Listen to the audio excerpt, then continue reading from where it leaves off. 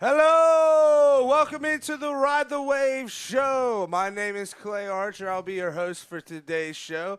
This is my right-hand man, Adam. This is Koof Andy and our boy, Tony Tone. Thank you for coming in today for our very first live show, boys. We did it. Huge shout out to our producer, Godmaker, Derek, MVD. MVD for making this all set up. Actually, about 2 minutes before we came on here, there was not enough light, and in 2 minutes, now there's light. So, you know, God, absolute man, can't do it without it. Absolute weapon for a podcast. But thank you for coming in, taking a nice mental vacation with us for the day. Hope you're enjoying your Sunday. How's your guys' weekends been so far, guys? Yeah, it's been pretty good. Pretty good. Awesome. I was just at a family reunion, so. Definitely had to. I think there's about 40 pasta dishes to choose from, so that's typical family reunion stuff. But we got a jam-packed show today, guys. We're gonna have. I don't know if you've heard of him, local legend Dante Jackson. I don't know if you guys. Legend. Just dog. And then we will follow that up with reigning Player of the Year of the SVC on the women's side, Emma Garrison. And then we'll have reigning Player of the Year on the boys' side, Xzander Ream, guys. You looking forward to today's conversations? Oh, absolutely. Oh, dude, I can't wait. So we're going to start off today's show with some mildly breaking news. It's not breaking because it happened about an hour ago, but we just started. DeAndre Hopkins gets signed by the Tennessee Titans. Going there for a 2-year, $26 million deal, up to $32 million in incentives. I think with a run game is what he's looking at, that they can't completely double cover him and open up the field a little bit more because they got to take care of Derrick Henry. If Derrick Henry goes off, then it's going to open up the passing game. If the passing game goes off, they're going to open up Derrick Henry. They could be a real wagon in that division. I mean, you got the Colts not looking great from last year. The Jaguars on the come up, but you don't know because it could have been one and done last year. You could be coming up higher. You got the Texans. They're the Texans, so a lot of rookie quarterbacks. Yeah, a lot of rookie quarterbacks. So, Adam, what are you thinking about the signing of DeAndre Hopkins? Well, honestly, I like it for the Titans as I consistently have had Derrick Henry on my team fantasy-wise for like the last 4 or 5 years. He's been my rock. He's been my guy. I keep him every year. Yep. Him and Nick Chubb. I need them running backs. Chubb. I got him late, his rookie year, and he played one game for me. Scored 33 fantasy points on 4 carries. Because he's a dog. 4 carries. I was like, yeah, he's staying on my team for the rest of my life until he goes down. But I'm just looking at we were talking about them. Who was the highest paid receiver and stuff like that. Tyreek Hill with 30, and obviously Hopkins was at $27.3 million a year. So he switched places with Cooper Kupp. Cooper's at 26.7. Well, Cooper Kupp coming off of that MVP. No, he didn't win MVP of the Super Bowl, did he? Yeah, he did. Mm-hmm. Or was it Stafford that won the MVP? The Rams Super Bowl. I don't know, but Cooper Kupp goes off and he gets a payday. NFL. But in DeAndre Hopkins, I mean, not knocking him, but I think he's only won a couple of playoff games, and he's already up there in pay. So if you go to the Titans, you can do something. It's not unrealistic to see them in the AFC Championship game. Yeah, I mean, the Titans are always there. They make a deep run in the playoffs. A couple years, I mean, they had the Chiefs down by 2 or 3 touchdowns a couple of years ago, and then the Chiefs chiefed. So, Tony, what are your thoughts? Honestly, they had the Bengals on the ropes too just recently as well. The defense is, super solid and getting into the veteran years of it, honestly. So I don't see why not. It comes down to quarterback play, whatever it is. Tannehill just worries, if there's only 13 balls to catch, there's a couple other mouths to feed there too. So it's fantasy-wise, I don't know if I'm there for it, but I think we can see some big moments from it and probably worth $13 million a year. Well, here's the thing too with Tannehill, he has to be on a short leash with Will Levis coming in there, and he's a big personality. He's not going to want to be second string. They're 1 year and a half for that. Dude, he got benched. The guy literally said, "If you don't throw the ball, I'm going to bench you." Yeah. And then he didn't throw the ball. I was like, what is going on? Which, again, they're pretty well coached, too, so I think that has to say something, too. Braves found out. So I was looking on Twitter, and Pat is at that golf. Where is it at? Not Pebbles Beach, but he's out there at a golf outing and stuff like that. And they go up to him, and he's golfing with the Braves, and they're like, "Hey, breaking news! DeAndre Hopkins signs with the Titans. What do you think about that?" He goes, "That was breaking news to me yesterday." So that's awesome. Braves just being like, "Yeah, just let you know, I am the head coach. Like, I'm gonna know this before you guys do." Yeah. But let's shift it back to the SVC here on Saturday night? Yeah. Yoda wins the volleyball Waverly Midnight Madness. That was some absolute electric volleyball. Andy, you were there. How was it just spectating? It was great. Honestly, it's like a team full of dogs. Yeah. They have a striker, great play at the net. Yeah.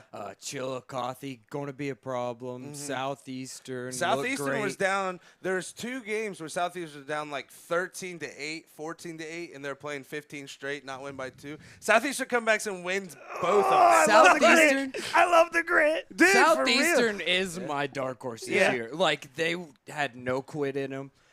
Same thing with Zane Trace. Dude, Zane Trace was a freaking wagon. I mean, they had 2 girls, and we would do a lot better at learning the names as the season goes on. We're just 4 stooges trying to learn the sport as we go. A lot of sports. I don't know anything about volleyball, so I can't reply this whole conversation. But Zane Trace had some girls up front that they were playing Minford whenever I was there, and 4 or 5 times in a row, Minford tries to go for a strike, and they just block it right back every single time. And, like, consistency. CHS, same thing. Yeah, CHS. They was averaging, like, I think 6 blocks per set. And Yoda, they won all of the games I was there for the pool play. They won pretty handedly. And then they were down 1-0, right? 1 set, nothing. And then they were down in the second set and then come back to win and then win the set after that to win the whole thing. And that was against Zane Trace. So SVC showing out because it had you had Yoda, Zane Trace, Wheelersburg, Southeastern, That Minford. bracket was so hard. And then when it went to the winners bracket, that is just a gauntlet to go through. Exactly. Plus, you played, I don't even know how many matches they've played before that. So by 11 o'clock at night, to pull that out in the third set. And Southeastern has a new coach as well. Not to jump ship, but to see them like have grit already, I was They're pretty a team, interested man. in Like that. that's a squad. And that's goes to coaching to show. Obviously, it goes to the kids too, but for the coach to coach the kids to like, hey, this is a summer like thing. To say it doesn't matter would be a lie, but it's not like going on your record. And they're out there like, no, we're gonna win. Like I don't care. Like I'm gonna come back. I love to see that. And for 2 SVC teams to be right there at the end, Yeah. battling each other, knowing, hey, we're going to see each other again. Yeah. And not against some schlubs either. Waverly, great volleyball team. Wheelersburg, Wheelersburg. wagon. Do we have to explain Wheelersburg? Oh, Tylertown. Exactly. Tylertown. So, I Tylertown. mean, and I'm pretty sure Yoda beat them pretty handily. Oh, yeah. So it was a great night of volleyball. It gets you excited for the season coming up. The season's not too far away, man. It's like Creeping up on us. yeah, I don't even think it's a whole month away. So it was a nice little juice, kind of like with the World Baseball Classic this year for the MLB. Yeah. You watch that, you watch Shohei versus Mike Trout, and you're like, I'm ready for baseball. Yeah. You know, and then baseball starts like right after that. But that goes to show you those SVC teams, those 2 being the final ones, Union Zane Trace. Volleyball is just different in this area. I mean, we breed winners. Like, there's a reason that Adina and Westfall are playing each other every single year. Well, not every single year, but last year they played each other, I think, in the Sweet 16 or the Elite 8 of the state. You know what I mean? 2 SVC teams playing to go to the Final Four. You just don't see that in other conferences around here. Some other news that I thought was very, very awesome to read. Finally, somebody not wanting to make a money grab. The NCAA just announced that they're not going to expand the tournament. which I think is awesome because I think it's already at a perfect place of where it's at now. You don't need to be trying to add more teams for a money grab. If it ain't broke, don't fix it. Now, which tournament are you talking about? You talking about the college football playoffs? No, we're talking about the NCAA March Madness. Okay, yeah, which now the college football, yes. I was going to say, pump the yes. brakes. We need at least 2 more teams. But the NCAA March Madness bracket, I think, is absolutely perfect how it is now. You know what I mean?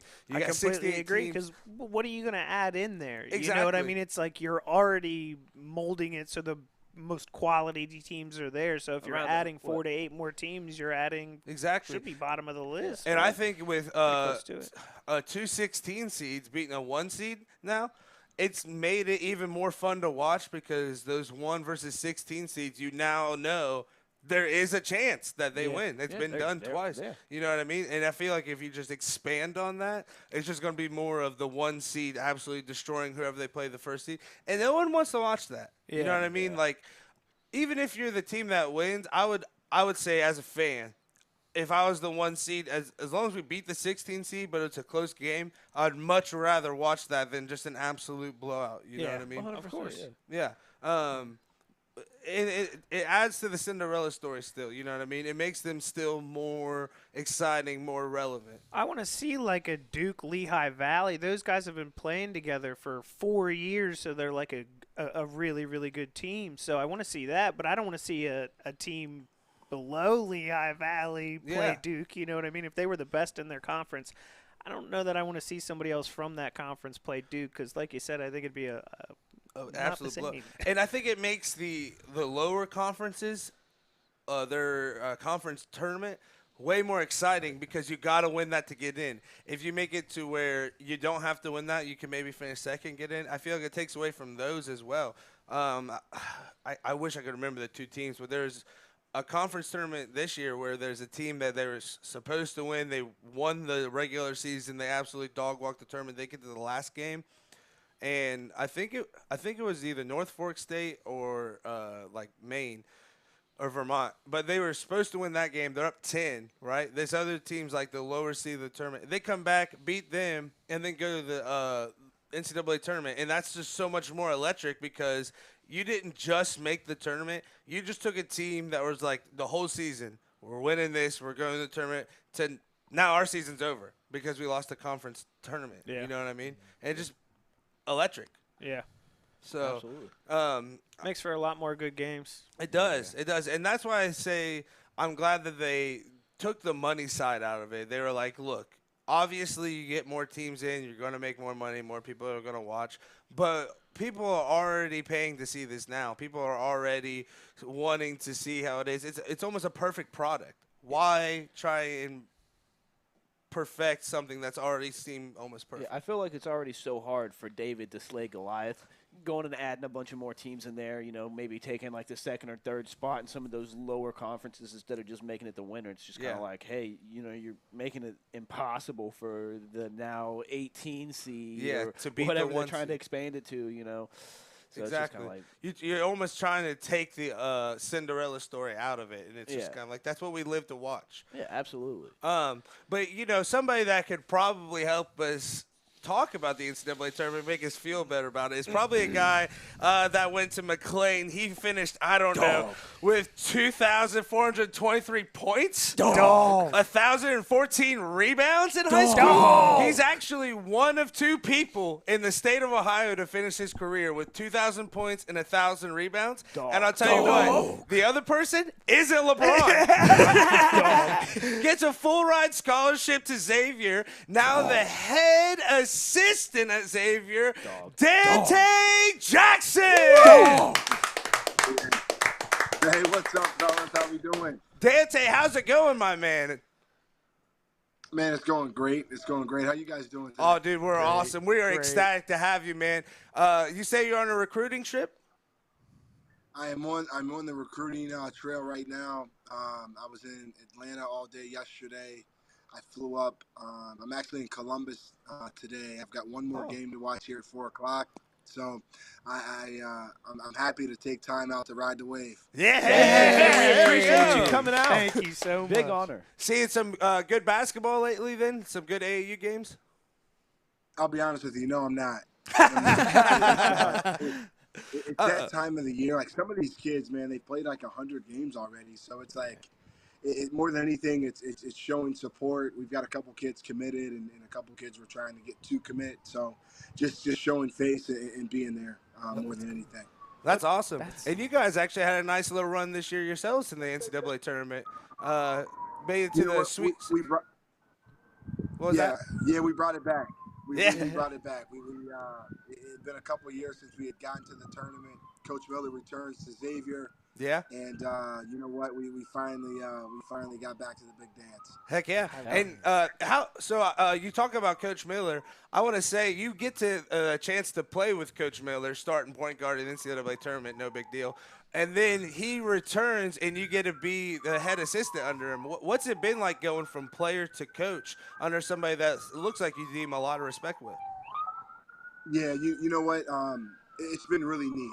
You know, Coach Miller recruited me out of high school, came to Greenfield McLean a handful of times, and then he coached me for 2 years, which was awesome. And you know, then we stayed connected. He was the head coach at Arizona for 12 seasons, so all the way out in Tucson, Arizona. So, you know, we didn't see each other as often, but we stayed really close. And you know, the opportunity came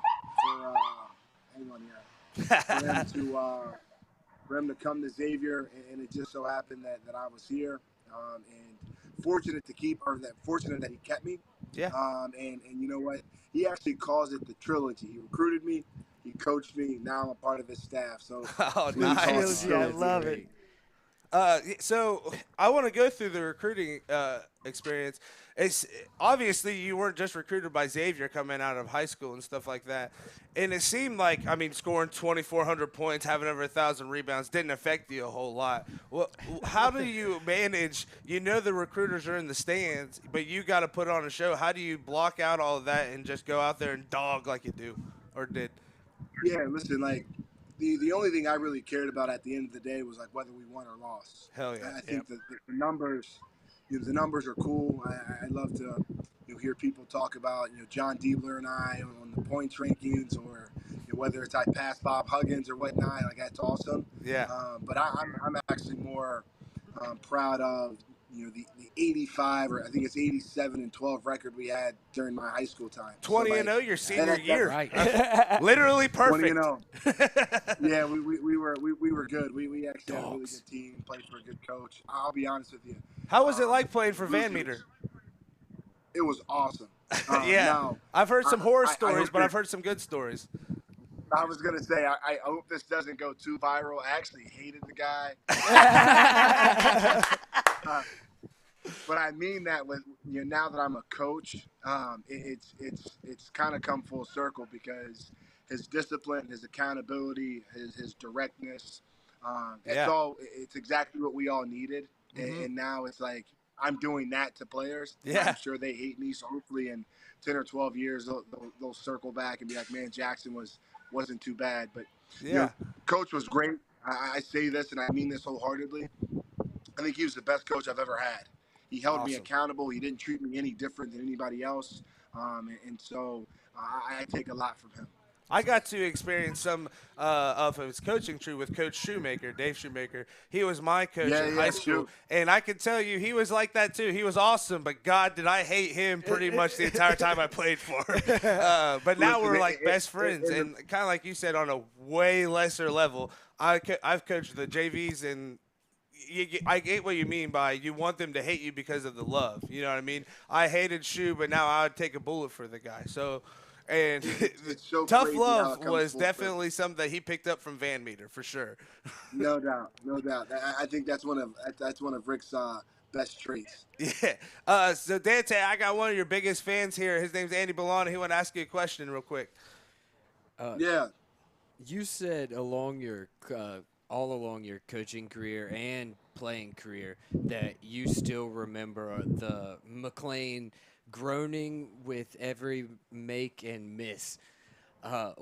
After playing in the tournament and, Xavier, all the great places you played at, what makes Greenfield so special to you?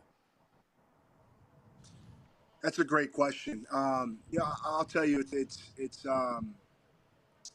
it's home, number one, and number two, it's the pageantry. It's the tradition. Coach Van Meter took over the job in 1982, and he built the program all the way up. And I think during my time, I remember walking into the gym, and it's like sold out. You've got people waiting outside to get into the gym at 3 o'clock after school, and it's I think the tradition and the love that you get, and Greenfield, it's small but it's mighty, right? I think we all band together and we pull for one another, and when you look at how things were back in the day, and when I say back in the day, I mean 2007. It's I think that's home for me, right? So it's one of the best places I think I could ever be. The crowd, I always remember, it's like everyone was standing in the gym. My uncle had to put me on his shoulders the whole game. Had to stand there just to watch him, because it was so packed. People shoving in the doorways, like hanging over the balconies. Like I was watching some of your old clips on YouTube where I think you guys were playing Hillsborough, and it like you said, that it was completely jam-packed in there. It looked like an amazing environment, man. And like we said before, you showed up, you showed out, and like a 20-0 season obviously went well. Shu told me I needed to ask you about the Upper Sandusky game. He said that you were kind of proud about that. They go up to the shot to play against you. They're averaging, I think, like 108 points a game. And I think you guys ended up beating them like 118 to 70 something. Can you talk about that game? Yeah. Honestly, that was one of my finer moments. I'll be honest with you. So it was crazy. Pat Stevens, our athletic director at the time, did our scheduling. So we played Miami Trace in a tough game on Friday night, and then we turned around and played Upper Sandusky, who was top 5 in the state, at like 1 o'clock the next day. And John Diebler and I were really close friends.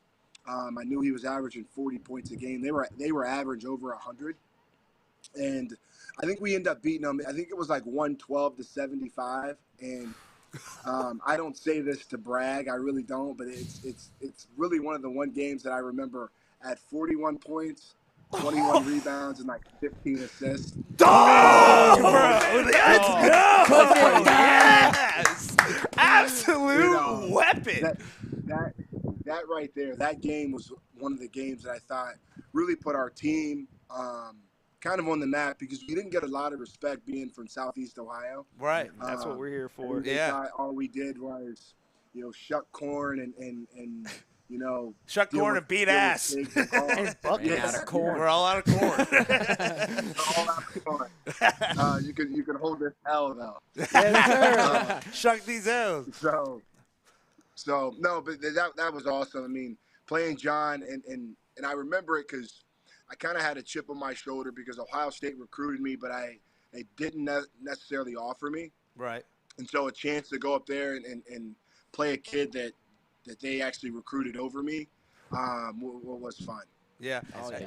And going on to your high school days were awesome. Like I said, one of only 2 players to have 2,000 points and 1,000 rebounds. The other one was Nate Davis from Bel Air. So that is literally king status, man. I mean, but going to your Xavier days,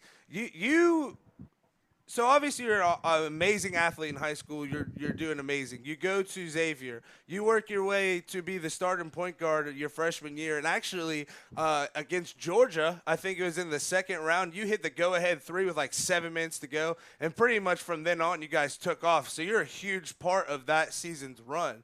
But you get the opportunity to play with some legends like Jamal Crawford and some other huge names on that. How did that make you better from going to high school to going to college, and just now that the level is picked up and you got to raise your game? Yeah, great question. So, it's the old adage, iron sharpens iron. And, I had to compete every single day against, the Jordan Crawfords, the 2 Holloways, the Derek Brown, Stanley Burrells, the Drew Lavenders. And, I mean, you either sink or you swim, right? And, I'll be honest with you, I actually started to drown a little bit as a freshman, but I figured it out and I got a little bit better. And, Coach Miller trusted me and I was in there, when winning time mattered. And, Yeah. To go on that run, we won 30 games my first year. We went to the Elite Eight, and to be a big part of that as a freshman, I think that really was a springboard into, what ended up being a career where I was a 3.5-year starter, and we won a lot of games and won some championships, and Yeah. I think that whole experience. So. And it looks like, too, because obviously in high school you were the scorer. You were the guy dropping 40 on Upper Sandusky. But going back to your clips, man, I was watching the UCLA game, which, this man was playing on the same court with Kevin Love and Russell Westbrook. And you absolutely put the clamps on Russell Westbrook. I mean, it looked like you took your game, you're like, yeah, I can score, but on this team it looks like I need to defend. And you got the clip I'm talking about, you actually defend the guy so hard that he makes a pass, gets a shot clock violation, and gets a turnover all off of that defense. So what made you kind of realize, like, yeah, I know I can score, but my role on this team right now is to clamp, play some defense, and hit big shots when called upon? Yeah, so I think it's that thing where, like, when you go up a level or when you go to that next level, it's you have to do what you can do to be on the floor. Right. And my role wasn't to come in and score buckets. Like, I was capable, but what I needed to do to stay on the floor was defend, rebound, not turn it over, and when I was open, like, shoot it. And that's the thing. That's the thing that I learned, is that everyone at that level can score. Everyone at that level, everyone on my team was the leading scorer on their high school team. Right. But we needed a couple guys that, like, could be a little versatile, that could score, but, like, just wanted to do the other stuff. And if I'm being truly honest, like, a couple of those guys were a lot better than I was. And I was good, but, I wasn't the 18th pick in the draft like Jordan Crawford was. Like, I just wasn't. And now, again, I was a 3-year starter, and, like, there were things that I did that he didn't do, or vice versa. But listen, I wanted to play. I wanted to win. I wanted to be out there when the game mattered. And so I did the things that let me be out there for winning time. Yeah. And that's awesome, just talking about accepting your role. Again, I hate to even say this because I'm nowhere near your freaking level, but I played in high school with 4,000-point scorers. I had Dylan Swingle. He led the county in scoring. I had Clay Stratton, Mason McCloy, Anthony. They all had 1,000 points. So Shu and kind of talked to me, made me realize my role is to play defense, lock down the other team's best player, and pass on offense and facilitate. So I didn't have to go through the I'm a dog, though, and I can score. But that's just so awesome, man, seeing you not just excel in high school, not just excel as a college athlete, but now excelling as a coach, head assistant, man. That's nothing to just shrug off. That's a big achievement at a big school, especially with the success that you guys are having. No doubt. Honestly, really, really fortunate to be in the situation I am at Xavier, working for who I think is the best coach in the country, and Sean Miller.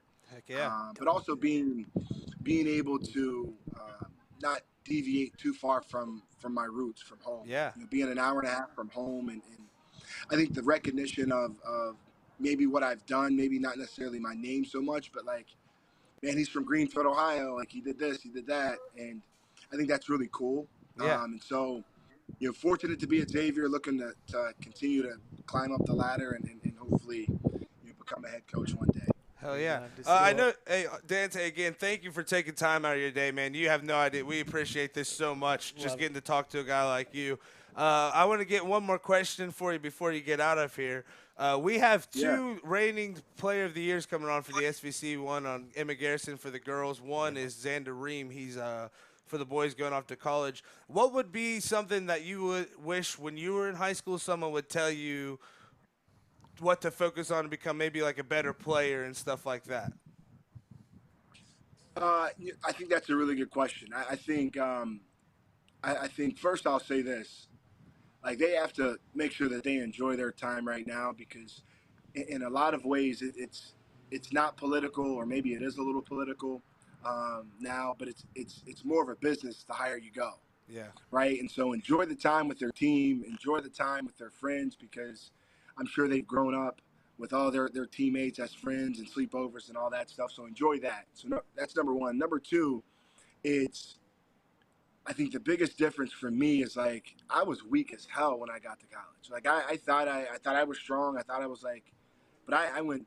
I mean, I was weak, and so whatever they can do to like give themselves a little bit of an advantage in the weight room and conditioning, because that's the biggest difference. Like the speed of the game will be fine. Like they'll grow into that, but you're playing against 22, 23, sometimes 24-year-old adults. Yeah. And that's hard, right? So take care of their body. Don't be afraid of the weight room and make sure their conditioning's tight. Hell yeah, guys. I mean, words from the wise right here. I mean, I couldn't have. Kids, listen up. Yeah. You got to come back and talk about your time in the A-10 as well. Being a Philadelphia area kid, with the Temple, LaSalle, you were around my area quite a bit. That time period in the A-10 was awesome.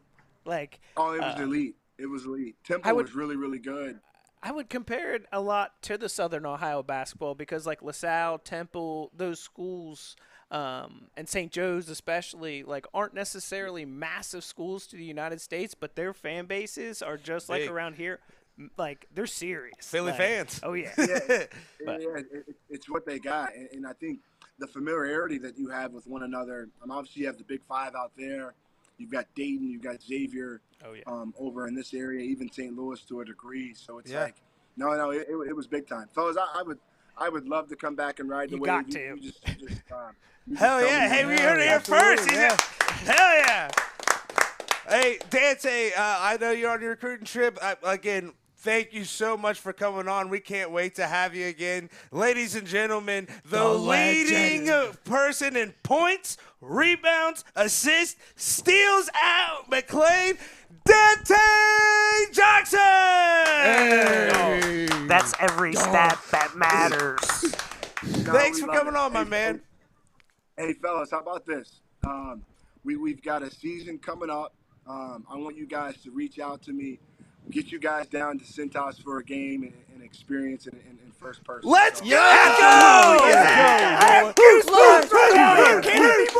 Let's go! Dante, yes, for sure. We'll be reaching out. That would...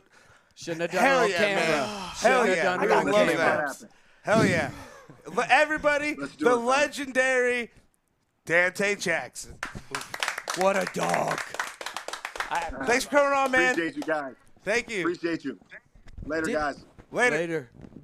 Didn't even mention the second most winning player in Xavier history. Oh, by one. By the way. By one. By one. Yeah, off by one. He's got 107 compared to What just happened? Crazy. Yo! That Dude, guy, I was absolute going- legend. Absolute legend. What were you saying? Sorry. One of the Man, nicest I guys just I've remember- ever even come in contact with. Yes. I just remember so many games when I was little. Everybody in Greenfield saying, like, no matter what's going on, we got to go see Dante. Because that's where you He's grew seen up. at the That's Congo. so many Yeah, questions. that's where I grew up. Like, and you were telling me off air, not to cut you off, but in Greenfield, that's Greenfield's LeBron. Like you said, that's what people looked up to is around the same time. Like, and what he did, and it's so awesome, especially I'm guessing for you, he comes on and he goes, that the community of Greenfield, there's just nothing like it. You know what I seeing mean? that It's like quote means everything. Yeah. Like, kids to this day in Greenfield still want to be Dante. Yeah. Like, and all right, boys. Well, I'm going to get some Xavier gear. Let's go. He's the reason why believe it. I started watching their games. And he really was, man. I'm so glad he got to talk about it. In high school, absolute dog. Like we've already said, 2,400 points, 1,000 rebounds.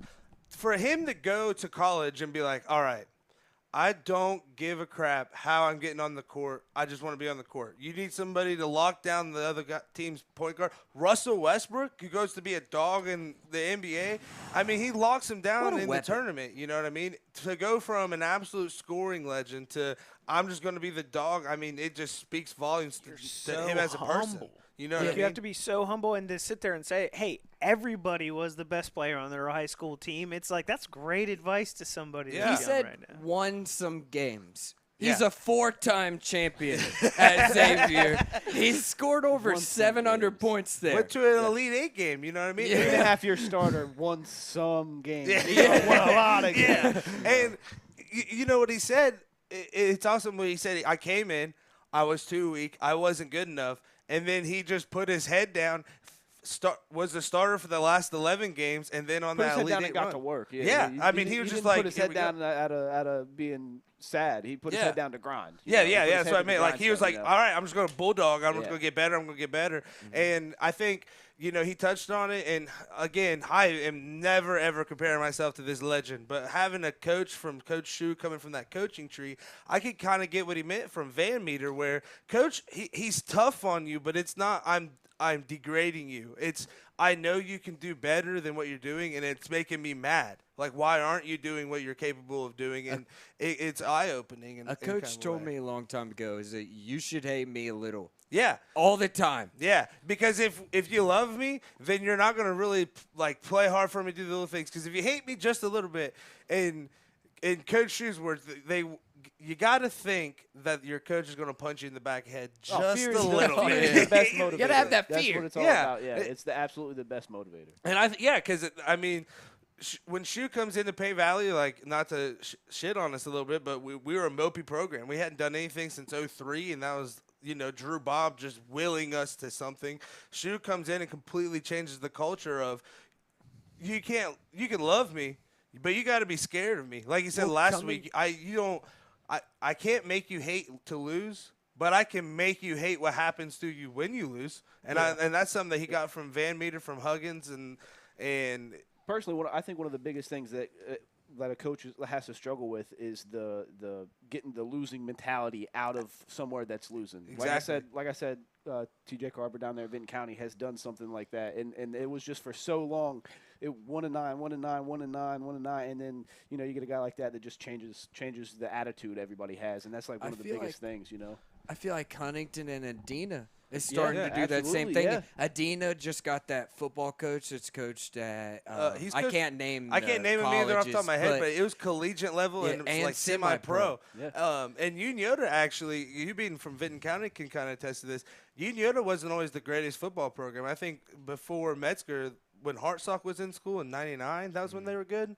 But Metzger comes in, I think, my junior year and does what you said, completely turn the program, gets them to the playoffs, and then Hoops comes in, does a good job of taking Building the torch on that and carrying it on. Yeah, and now they're a team every single year where it's going to the playoffs, playoff or bust, and it does take work to just completely turn that around. But let's talk about some other stuff. Let's go to the girls' basketball side. Adina last year was an absolute wagon for the girls. Absolutely. They win the league. They have Play of the Year. Emma Garrison, who we're going to have on here in a little bit. Emma Buckets for sure, man. 100%. 100%. And then, dude, them and Unioto last year, when they played each other, absolute must-watch TV. And then they win a sectional. Unioto goes on their run. Did you guys watch that Unioto game last year in I think it was the district final? They were down 15, I want to say. Come back, and they win it off a buzzer beater by, I think it's Millie Smith. Is that how you say her name? Or Miley? I'm not 100% sure. It's either Millie or Miley. Sorry. Like I said, I will learn the names. I promise. I'm winging it. But she has a great putback to win the game into not just a game, but the district championship on a tapped comeback. And that to me just showed the resilient grit of SVC basketball, man. Like we've talked about in volleyball, from top to bottom is absolute dog. Whenever they go into the tournament, they're going to go on a run. They're going to do something great. The basketball girls are starting to get like that. Payne Valley a few years ago, they weren't winning the league. They were finishing third or fourth, but they won a couple of sectional titles. They've been still fighting. Adina's on an absolute wagon right now. I think that was their second SVC title in a row, I want to say. But Tony, you go into high school in Philly. What's something that you can see different, either good or bad, from where you went and played high school ball to what the SVC has, either boys or girls side? On both sides, again, it's I talked about it in the first episode, but the team aspect of things, a lot of coach answers is in Philadelphia. You know, if you get a kid outside of the game or something, it's going to be real newspaper style answers. Where I feel like around here, these kids genuinely talk about it was more about the screens. You know what I mean? It was more about, the people around me, Cole talking, running with me at states, even though they weren't in it, just different stuff like that. Like, it's consistent through the entire process. So I feel like in Philly, there's a lot of good athletes, a lot of big attitudes. So, yeah. They might say some of these things, but I don't know that I necessarily believe them, especially because they sound like somebody else wrote them. And it's no offense to those athletes; they're amazing, and that's not all of them by any means. They just want to be a dog, man. They want to be. I just don't remember kids on any of the teams I was on kind of speaking this way. Yeah, you know what I mean. And just being so genuine about it. Yeah. And the thing is, we loved each other. I don't want to take away from the camaraderie because we loved each other as a whole, but it wasn't necessarily like I'm breaking down the game right after the game saying thank you to the people that made it happen. And talking about love and caring and helping people out, Andy actually helped out the Nigerian prince just a couple of days ago, right? You gave him $2 million off that email. That was definitely legit. You know? Definitely legit. Yeah, because he just needed gift cards. Exactly. It wasn't $2 million. He just needed some gift cards. The guy is down bad. He just needs a couple of Taco Bell beefy crunch burritos to get his life He'll get turned back around. on his feet. And this is what I mean by a humble community. We're here for you. We're helping Nigerian princes out here. Somebody's got to. Yeah, we're helping them rebuild the community. We're helping them with the Taco Bell gift cards. Like. Maybe one day UNICEF will get in the sports game, but until then, we're here, okay? We're going to take care of people. We love helping princes out. You know who I would probably call to help out the prince? The Rock. Yes. But he's here helping us. You know what I mean? As always. By the way, Wave Juice is coming to your shelves probably of November. 20 never. Yeah, 20 never. Or 30 never. You can pre-order it now. I mean, you can send us the Cash App, and whenever it comes out, we'll make sure you get a bottle. But we don't know when it's going to come. But what we do know is whenever it's crunch time, whenever it's time to win, there's one person that you can call if you're playing for Adina here. You're going to call the reigning player of the year. Dog. Somebody that's won 2 SVC titles. Dog. And 2 sectional titles. Dog. And Dog. absolute legend, Emma Buckets. Garrison. Emma, how's it going? It's going good. How's it going? I'm pretty good. I think somebody told. How's the summer going? Are you playing some? I think you. Or is it Swish? Is that what your AAU team name is? Yeah. I played with Anthony Gordon. It's a lot of girls from Kentucky, and then SVC girls, and a few from Jackson. Oh, okay. How's that going for you guys? Winning some tournaments. I'm guessing it sounds like if you have the Player of the Year and a dog, you're gonna win some titles. Yeah, we've been winning. We won a few, I think. And then the fact player of the year, TJ Carpenter's on my team too. Oh, so yeah, you guys are just winning everything. It's a whole dog pound? It touches it turns to gold? Okay. Emma, so first off, I wanted to say thank you for coming on your show. I know you got a busy summertime. The last thing you want to do is something scheduled. Can you talk about you definitely had some success in the basketball end, but you also had followed up with the softball end. You win the first district title in 12 years? Oh, no, first league championship in 12 years. I'm sorry. What did it feel like to finally get Adina back on the map for softball and winning that league title? Oh, that was super cool. Just being good at 2 sports at one time, like team-wise, is really fun. Mm-hmm. And especially when the whole team is having fun too. That was a big factor in us winning it all. Was all of us were having fun. And it looked like you guys had the Player of the Year for the softball as well, right? Yeah. So you have Player of the Year for softball. You have the Player of the Year for basketball. You have a league title for basketball. You have a league title for softball. I mean, hey, round of applause! Absolutely, bring her home. Absolutely killing it. Well, I wasn't Player of the Year for softball. Kiera Williams was the Player of the Year Right. for softball. So that's what I'm saying. Adina's out here just producing not just 1, but 2 Player of the Years in 2 different sports. Do you play volleyball too? I don't know. You don't? Okay, so we're just sticking to the 2 sports. That's fine. Now, I saw that you guys got to play in the Hickory gym. Was that last year? That was, this year. We played there against Huntington. How was that an experience? I bet that was super awesome. it was super cool, but playing on it, I didn't like it because the basketball bounced weird off Oh of yeah? it. Was it like the same style court too? Did they have 3-pointers at all? Yeah, they did, but like corner threes, you could barely stand there to shoot one. There wasn't much room. It's like playing down there on the YMCA, Yeah. where the corner three just goes into the out of bounds and stuff like that. It's insane. So I wanted to ask you, you win the SVC last year, so your sophomore year, right? And then you come back your junior year and you guys win it again. How do you keep that hunger mentality through the off season instead of, we won it last year, we know we're good, we don't have to work hard, we can win it again next year. How do you keep the mentality of working hard and staying hungry to win 2 in a row? So freshman year we won the title, and then sophomore year we did. Last year we lost it by 2 games. We lost both games senior. Gotcha. Yeah, but it's just like everybody wanting to get in the gym, and sometimes we all push each other, and we just want to be there, and we all want to win. So I think that's a big factor. Heck yeah.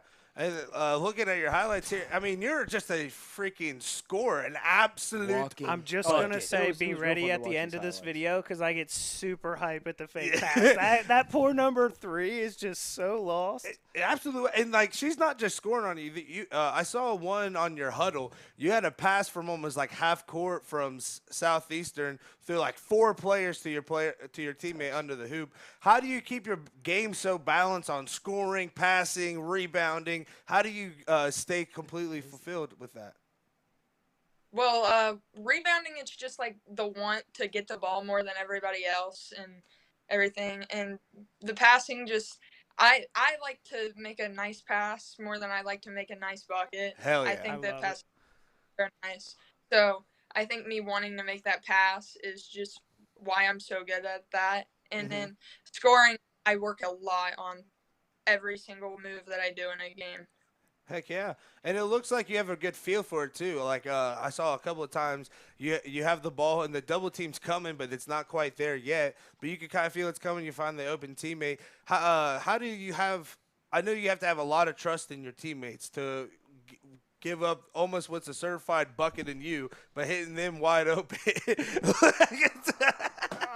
I'm sorry, it just happened. That is just so mean. But how do that you have that trust in beautiful your move. teammates, knowing that you can make that pass and they're going to knock it down? Is it just hanging out off the court? Is it a bunch of reps? What is it?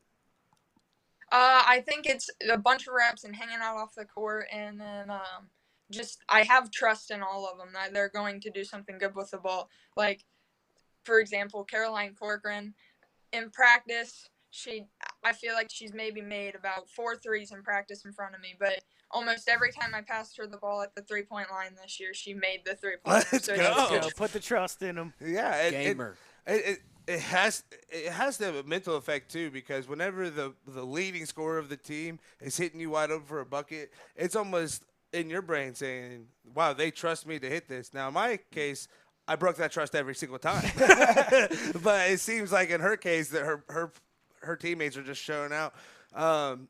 What's practice like for you guys? I mean, when I was playing, we didn't win the league or anything, but we had a little bit of success, and our practices were intense. I mean, we held each other accountable. If one of us was slacking off, the other ones were definitely quick to call them out. Are you guys kind of like that? How's practice going for you guys? Well, yeah, we definitely push each other a lot, but we also have a ton of fun during practice. There's a lot of, so there's a lot of dancing and stuff. And then Coach Day does a great job of holding us accountable when we need to be held accountable. That's awesome. And what kind of, I'm sure if it's bad, you won't tell us, but what kind of relationship you have with your coach? I'm sure you guys are pretty close. Oh, it's great. He's taught me more about life than any other coach ever has, I feel like. Him That's and Coach awesome. Jadwin both. That's awesome. That's awesome. And so I know you said you didn't win the league this year, but you won it your freshman and your sophomore year. You're winning the league in softball. What is it like to be so dominant in 2 sports? I mean, it's not like when basketball's over, you're just kind of like, all right, we're just going to go do softball and have fun at it. Like, yeah, you're having fun, but you're also winning. Does that carry over from basketball to softball? Do you guys ever talk about that? I feel like sometimes it does, like just but I think it's just like all of us having so much fun in both sports leads to the winning. Because if you're not having fun, you're not why we win so much. That's awesome. What have you guys been doing in the off season to get better? Have you guys went to any camps, any shootouts, anything like that? So for basketball, we went to I think Kentucky for a team trip, and it was like a team bonding thing. Oh, and what we you guys went do? whitewater. Whitewater rafting. Wow, Oh, nice. wow. How was Gameday that? is keeping it rough. Hey guys, team bonding trip, near death experience. Yeah. How was whitewater rafting? Was that fun? That was so much fun. I loved every second of it. Oh, yeah? My raft. So some of the girls that were in my raft did not like it, but I loved it. How many groups did you guys have? Like, how many can you get on one raft at a time? I'm not sure how many was on one raft, but we had 3 different rafts. Oh, nice. Was anybody on coaches? Was he a good whitewater rafter, or how did he go? Well, he wasn't on mine, but I think he did better than us because he didn't flip. They got the full experience. You got to flip and everything like that. So it seems like stuff like that kind of helps keep you guys close and everything like that. Now, you guys go on a cool trip. Have you did any team camps or anything like that? Well, we did some practices when we were there, and then we do like shootouts and stuff in June, and then we have open gyms and shooting groups. I gotta ask, you have such great footwork. You have an amazing shot. You're really good at passing. What's one of your favorite drills that you do in practice that you feel you love it in practice, and it definitely shows on the court the work that you put in? I don't know. I like it whenever I do my driving moves and like somebody is hitting me with the pad while I'm doing those. I feel like that's one of them that really helps me a lot, and it's really fun. Absolutely. Which jumps to something I really think comes out in your tape is your touch. I've heard a couple interviews, you kind of talking about, dribbling in the basement and different things like that. You can see the touch because even if you do miss a shot, there's still a really good chance the ball goes in. There's just a shooter's touch there. And then also the ability to, hit the ball anywhere on the backboard and still get that, desired spin on it. Do you work on that touch? Is that just years of practice, or are you just natural dog? Yeah. It's definitely years of practice. I think most of the touch around the rim and stuff is partially my mom is to blame for that, because she would take me outside and we'd shoot for hours, and that's awesome. She'd hit me while I was trying to score and stuff. And I'd have to, that's awesome. Sometimes she'd leave bruises, not on purpose, but she's just trying to make me. That's awesome. I'll tell you what, you're ready to go though. You're at the top of the line now. You can't go much higher than this. Now you say that you guys lost the league this year. Obviously, Union has to be a big target. Are you guys using that as fuel coming into this coming year? Oh, most definitely. Whenever a team beats you the year before, you always want to come back and beat them. Heck yeah. What do you guys have the schedule out yet for your basketball season? We might. I don't know. I haven't seen it yet if we do. Heck yeah. So you guys go to the district, right, last year. How did the districts end up for you guys? I know you won the sectional. Did you guys win a district semi game or? So I don't know I think it was the district semis. We played Portsmouth, and they're a really good young team, and they beat us. So how do you use obviously you have great success in the league this year. You still have great success in the postseason winning a sectional title. How do you take the loss from last year and use that going into this year and get better? Well, I think the one thing we do is we have so many people returning. We only lost one senior. So if we watch that game film and we polish up on what we definitely could have. There's always stuff you can do better, so we got to work on that. Right. That's awesome, and it seems too like you're really smart with the game. It seems like you can read and react. You can kind of see things as they're happening, and you can also process things after. Obviously, you can process wins. It's great to be on wins, but it's nice that you can take a loss and be like, "Damn, it stinks that we just lost." But you take that, you analyze it, and then you use it as fuel going forward. What are some things that you like to do, not basketball, not softball wise? You got any hobbies outside of that? I really like to fish. Oh That's yeah, one thing Hell that yeah. hell yeah. What's the biggest fish you caught? I don't know, not that big. I don't. You go fishing with like your friends, your mom, or your dad? I drag my friends out a lot, and then my cousins and brothers, we're all really close, so we Oh, go. that's awesome. Nice. Awesome. You use that kind of like as a getaway, like if sports are getting crazy, everything like that, just grabbing your pole, going down fishing, and getting your mind clear. Yeah, for sure. It's relaxing. That's awesome. I'll tell you what, if you ever need to come on here and just vent, We're happy to have you.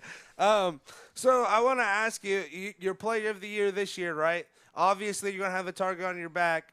Are you ready to come into the next season, ready to juice up, ready to keep it going? I got to put in the work for it, but I look to keep it going. Yeah. Hell yeah! What's some things you looking for this season that kind of, I don't want to say improve your game because obviously you're a stud, but what are some things you're working on to kind of get better at? I feel like my shooting can still be touched up a little bit, like just 3-point shots and stuff. So I've been working on that a lot. And then more moves like driving and stuff. I feel like I only have a few moves that I actually use in a game, so I need to expand that. Yeah, player of the year, only using a few moves and thinks she needs to get better at shooting. Watch out, Lee. Hey, just shoot the same move until they can stop it, right? Yeah.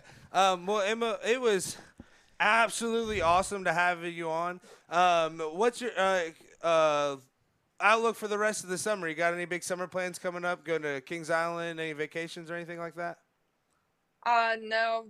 The next thing I got to look forward to is fair. It's always fun. Oh yeah. Do you take any animals?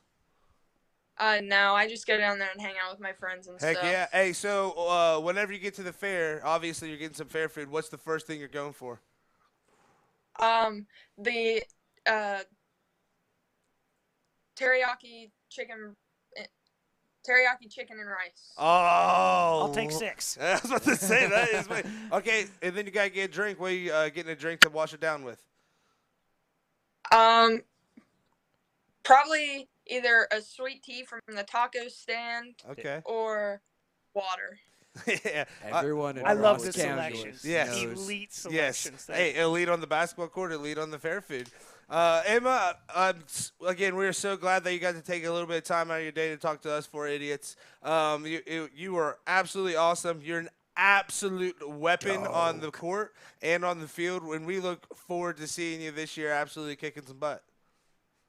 Thank you, guys. Hey, everybody, Emma Garrison! Hey.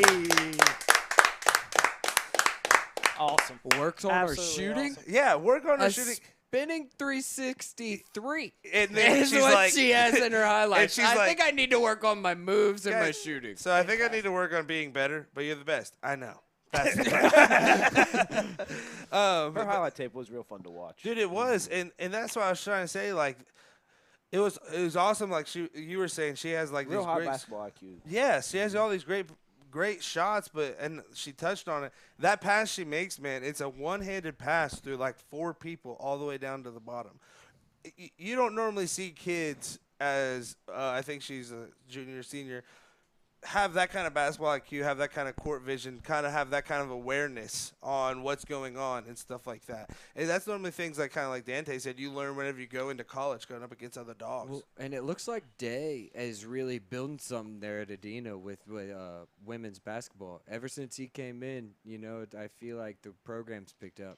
And doing stuff like whitewater rafting and taking them to camps, that's building a program. Exactly. And one of my favorite things from high school basketball-wise was we went down to West Virginia every single year for a team camp. Yeah, the camp was fun, but Shu would take us over to eat some of these, like, 911 wings. Made a tradition out of it. You had to eat a 911 wing. We got to hang out in the hotel and just, like, team bonding, being with your friends. I think that's one of the most important things to putting success onto the court.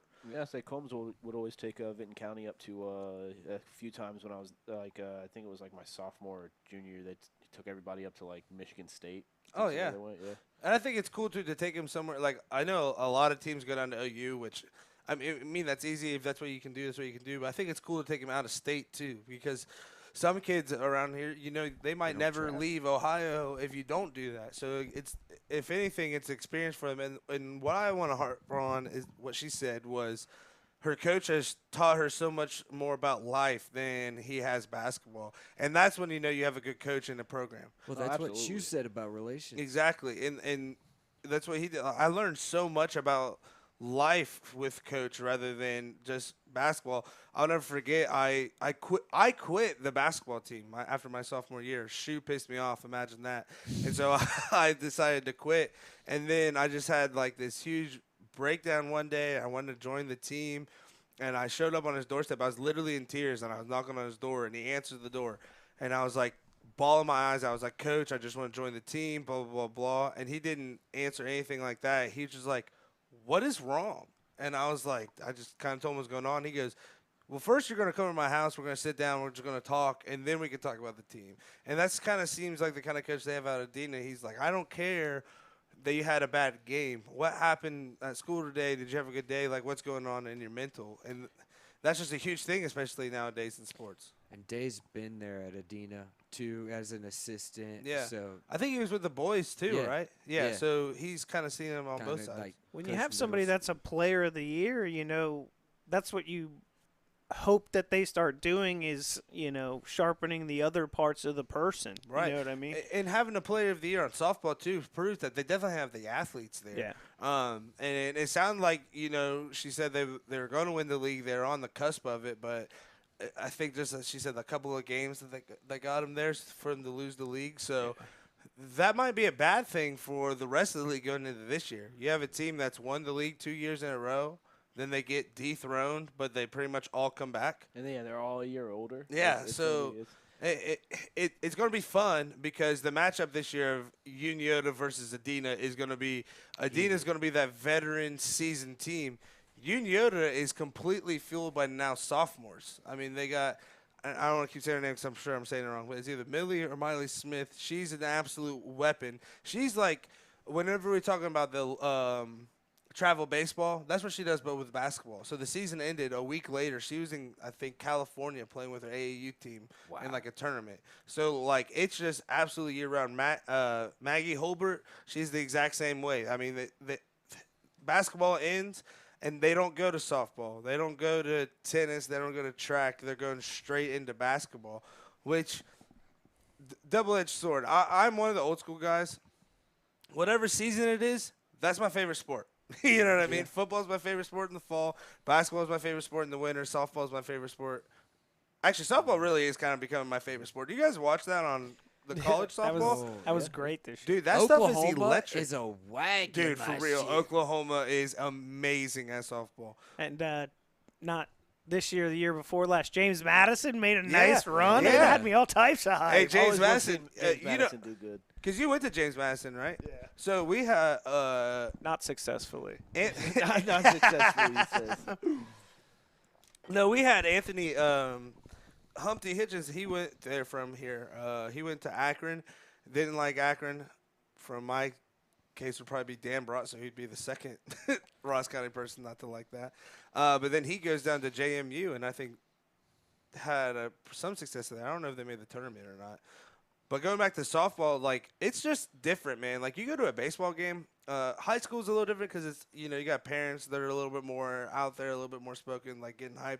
But you go to softball, it's whether it's little league, whether it's high school, whether it's college. I feel like it's just more energetic. You know what I mean? Like, the fans are getting more hype. The teams are literally chanting at each other. A lot of contact, a lot of fast contact, fielding and different things like that. It's really crazy. fundamental. It's, Emma, she was talking about it too. There was a play she might have been at third. She said it just happened so quick. She didn't even want to take credit for the sweet play, but she said she kind of held the glove up and looked at it like, holy crap. But that's just how fast it happens in softball. Yeah, and that's why the third basemen have to wear face masks because they're right there. Wait, dude, did you see the other day where Anthony Rizzo comes up from a bunt on the Yankees and the guy pulls back and hits a freaking liner right through the first base line? I would immediately start a fight. I'm not going to lie. Now, I guess you can look at it and be like, okay, if the first baseman's coming up, he knows what he's coming for. It's not a rule that you can't hit. But I would put that as an unwritten rule. If I'm like 5 feet from home plate, you shouldn't be. If you're not going to bunt, just don't bunt. You know what I mean? And speaking of baseball, the Paints, man, I know they lost last night, but that was their first loss after, 5 or 6 straight wins? Because they won on Friday whenever you went? Yeah, they went 4 losses, 5 wins, and then lost again. But and again before that, they had won 5 of 7. So it seems like this jump back and forth. But I see Diesel's cooled off just a little bit, but Figueredo, seems to take over the batting average team lead. Now, you said you saw the longest home run of your entire life there, or that was Diesel, so I said I was cooled off a little bit, maybe average-wise, but I not only had a tweak in my neck because it flew out at 900 miles an hour, I heard it literally hit the prison 680 yards away. So it went over the trees, nailed the prison. Prison outbreak within 10 minutes. It was crazy. Was that the night that they hit 3 and Tim Hoare also hit one as well? Yeah. I was doing my chicken dance that night. It's just reliable. It's a good one. Yeah, I love him. And they kind of seem kind of complete this year because they got CJ pitching. Dean Yeah, they got pitching. They got hitting. movies. It's just kind of all well around an oil machine. They seem like they're actually having more fun than last year, which is kind of crazy because they won last year. But there's a little bit of a different vibe coming out of it, or at least the way that they kind of hold themselves. They were a little more serious last year, but there was a ghost they're change. used to it. They're getting a little bit more used to it. They lose a few people, though, from last year because I remember they it's had – not a few. You lose everybody but like 3 or 4 of them. So do you know how that works? Cause how do they retool reload every single year? So essentially they usually go from around the same pool, which is like the local Cumberland University, those types of places, but you still see a lot of Big Ten athletes. Like last year they had 2 from Penn State, a couple from Ohio State. But you'll actually see guys get signed mid-season and like before season, mid-season, and then even right before the playoffs, because there was a guy last year, I think, that didn't play enough games to be able to be on our playoff roster, but he was actually kind of nice. Yeah. Watching the draft and stuff like that, I know Paint's Twitter was just kind of blowing up. They had like 3 or 4 guys that used to play for him get drafted. It could have just, I think it was like 2 or 3 at least. And it wasn't late rounds either because It was pretty high. Yeah, it was in like the mid I know one guy was like 4th round. There was one that was like he might have went to the Diamondbacks maybe. Yeah, and there's some that was like 12th round, guy. which is kind of weird to say like early round, but there's like 30 rounds. No. There's like 30 or 40 rounds, I think, in the MLB draft. So. I don't know the exact name of this guy, and I'm sorry, but they have a few Barstool, like, sponsored athletes, Really? on the team. Yeah, so, I feel like the Paints are really expanded. Yeah, we've had a lot of recent success. Like what's crazy is even going back to '93, they were in the championship 6 different times. Wow. And did not win. So it's like it took until they left what would be the Frontier League and went to the Prospect before they even pulled their first one. And now we have 3, which is the most out of the entire Prospect leagues. Forget about your old league. Okay, we won the new trophy. How long have they been in the Prospect League now? I say it's 2003. Okay.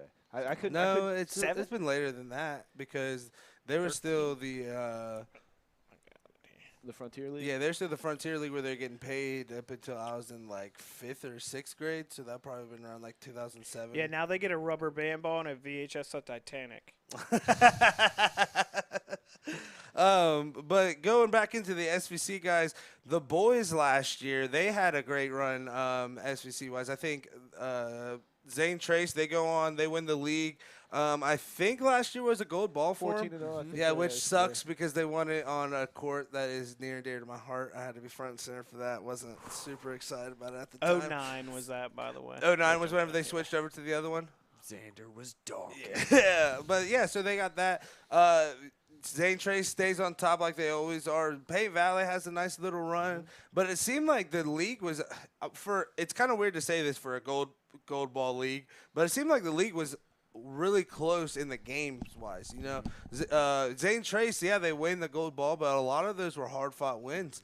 One of them was like a comeback from behind win against especially Indiana. with them being 14-0 later in the season when they were like 10-0 in the SVC. Guys they're getting everybody's best game from like 7-0 on. You know, what I mean? You got that Everybody's target wanting on to your knock back. 'em off, Yeah. Well, that game you're talking about that they won the Gold Ball was a battle it against was. Bay Valley. Absolutely, There's yeah. some good plays by Braylon. Dax showed out. Yeah. Coke showed out. Yeah.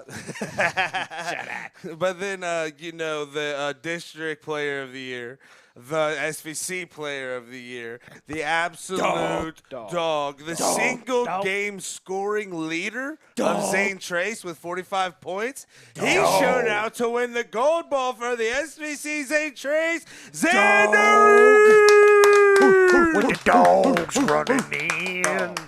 Xzander, how's it going, my man? I'm doing good. How are you? Doing good, man. Hey, thank you for coming on the show, taking time out of your day. How's your summer been? It's been busy, but I mean, summer, so you can't. It's fun. Yeah, at least it's better than school, right? Oh my God, I hate school. So it looks like you've had a busy summer because you were playing in a bunch of basketball stuff. It looked like you had the All-Star game, right? Was that the North-South game for Ohio? Yeah, I played in 3 All-Star games this summer, and the Ohio, Kentucky, the North-South, and then the Sosa District. Oh, look at it. Schedule. It looked like you had some big names playing with you on the last one you had, the last All-Star game. We had a guy from Michigan on your team. I had the guy from pretty much every college you want to think of. Nice. Yeah, there was huge names, very big names, yeah. Yeah, and you were out there balling out. I saw a couple of highlights of you just dropping threes at people's eyeballs. Now, question, do you pay for the eye appointment on that when they have to get the eyes removed and then re-put in from the threes you put in their Also eyeballs? the ankles. Yeah, do you pay for that? I don't have to pay for that, but their coach asked me to after the game. Oh, okay. Oh, Nice. Hey, he said, hey, man, I'm coming for that NIL you're going to be getting. He said, take it out of your tip jar. Hey, so where are you going after? It looks like you going to Heidelberg University. Is that right? Hey, yep, I'm going to Heck yeah. Heidelberg University. Full ride? Obviously. Full ride. Heck yeah. Are you excited to get into the college? I am nervous because it's a college setting, but I can't wait to play basketball. I'm Right. super excited. How are you going to approach? Obviously, you're big fish and big pond down here. How are you going to take that going into college and kind of restarting as a freshman, working your way back up through the ranks to being a dog again? I'll do whatever I have to. I mean, doing whatever it takes just to see the floor is what I'm Heck yeah. at this point. We So had as long as Dan. I, Oh, sorry. Keep going. as long as I can see the floor my freshman year. I mean, decent minutes is my goal, but I Nice. mean, shoot for the stars. As Make much sure as I for can the get. stars, you might land on the moon. I'll tell you what, look out Yeah. that window out there. That's the limit, bud. Sky's the limit. We had the pleasure of having Dante Jackson on as starting the show. I don't know if you know him. He's just, 2,000 point scorer, 1,000-point rebounder, played at Xavier. No big deal. Assistant But, head coach. but he said that whenever he went into college, what he wished that somebody told him while he was in high school would be to hit the weight room, hit conditioning, and then just putting your nose down and grinding. But it sounds like you have that pretty much on your wheelhouse ready to already do. Yeah, at the beginning of the summer, I got a workout booklet from our coaches up at Heidelberg, and that's what we've been doing all summer. I mean, that Heck yeah. and staying busy in the gym. Heck yeah. So, hey, man, I want to touch on the SVC. First off, what does it feel like being an absolute legend with a player of the year, gold ball status? I mean, it had to be a fun season, right? Oh, the most stressful season, 100% the most fun because of the stress. Like, just having pressure on you 24/7. At the end of it, you're thankful for it also. The season was incredible. Like, literally, I wouldn't change a thing about it if I can go back in time. Which Hell felt yeah. better, Tearing the down. player of the year or the gold ball?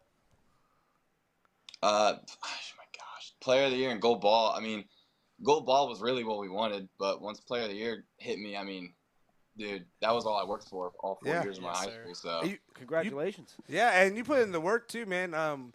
You just seem like the kind of kid that if coach told you to be at the gym at 5, you're there at 4:15. You know what I mean? you hit that spot I on. believe they Yeah. call that Mamba mentality. Yeah, I was about to say, who are some of the players that you looked up to as you were coming up? Look at this guy just put people. Putting Just it dog. down. See, this is what we're talking about, Love man. the number, by the way. Look at 22. boom! Oh, my. Jeez, when did you first dunk? My first dunk in game, or are you talking just in general? Just whatever you figured out you could dunk. I figured I could get rim in 7th grade, and I put my Oh. first dunk down in 8th grade. Good luck I'm in to everyone else. Bunnies. I am in a 20th grade, and I still can barely get the net. So, do you remember when the first time you absolutely yammed on somebody in a game was? We don't need to show the Pay Valley highlights. Get them out of there. My sophomore year, I think, was sophomore year at Westfall. I caught a oop from Trey Edler off the backboard and literally jumped over the kid. Like he went. Oh, jeez! Love to hear that. That was the kid at least nice enough to get the gum off the bottom of your shoe. There was no gum on. There's no gum on the court, so I mean, he didn't have to get the gum. Yeah. Shoes are too clean. Shoes are too clean. Yes. So obviously you have all this success, man. With Coach Kello, what's it like playing with a legend, a state champion coach? We got to talk to Cam Evans. He said it was some intense stuff being under a coach of that caliber, but he said it was a great time. How was your experience playing for him? Playing for Coach Kello, like you said, if Coach Kello told me to be there at 5 a.m., I was there. He'd do that. He expected the most out of his players, and he did not care about the excuses. So if you couldn't be there at 5 a.m., you probably weren't playing the next time. Heck yeah, man. I mean, it's definitely intense, but also I question his coaching a million times. Some things just don't make sense. Sometimes you look at him like he's just a dumb old man. But I can tell you, he knows what he's talking about. And after 4 years of playing for him, he told me when I was young, a freshman, like all these things that he expected from me, and I really thought he was dumb because I didn't think I could provide that for him. And by my senior year, I was doing more than what he expected out of me. So absolute freaking dog. This highlight tape is I keep my eyes off of it. So you finished second in SVC history with threes. Now you're behind Pierce Mallory. Was he somebody that you kind of looked up to play? I know Cam said he was for him. Is that somebody they kind of looked up to? Pierce was the first high school basketball player that I ever watched his name trace, and the things that he was doing was I don't even think I can't even do the things. Yeah, that that guy was a legend. He literally would dribble one step past half court and pull it, and he had the green light to do it whenever he wanted, which was insane. And he did it at a high I had the great opportunity, and I say great sarcastically, of guarding him. And what sucked was some shooters like Bo Justice, you could beat him around me, and he wasn't fast. Some people were fast, but you could still beat around. You know what I mean? Pierce, you couldn't beat him around because he was strong. And he outran me, so what the hell was I supposed to do? You know what I mean? And the combination of that, he dropped 20 on me. So I don't like to say that.